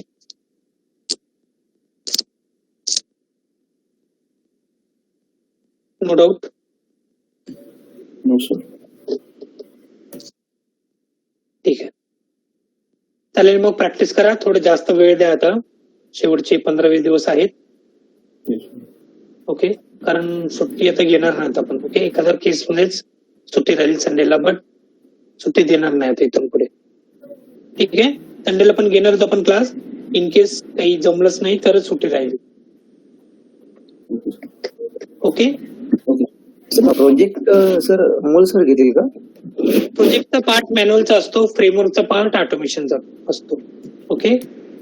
आणि इंटरव्ह्यू साठी जेव्हा तुम्ही चालाल, मॅन्युअलच्या इंटरव्ह्यूला चला तर प्रोजेक्ट व्हेरी व्हेरी इम्पॉर्टंट आहे. ऑटोमेशनच्या इंटरव्ह्यूला चला तर फ्रेमवर्क, जो की आपला परवापासून स्टार्ट होणार आहे. Okay sir. येस.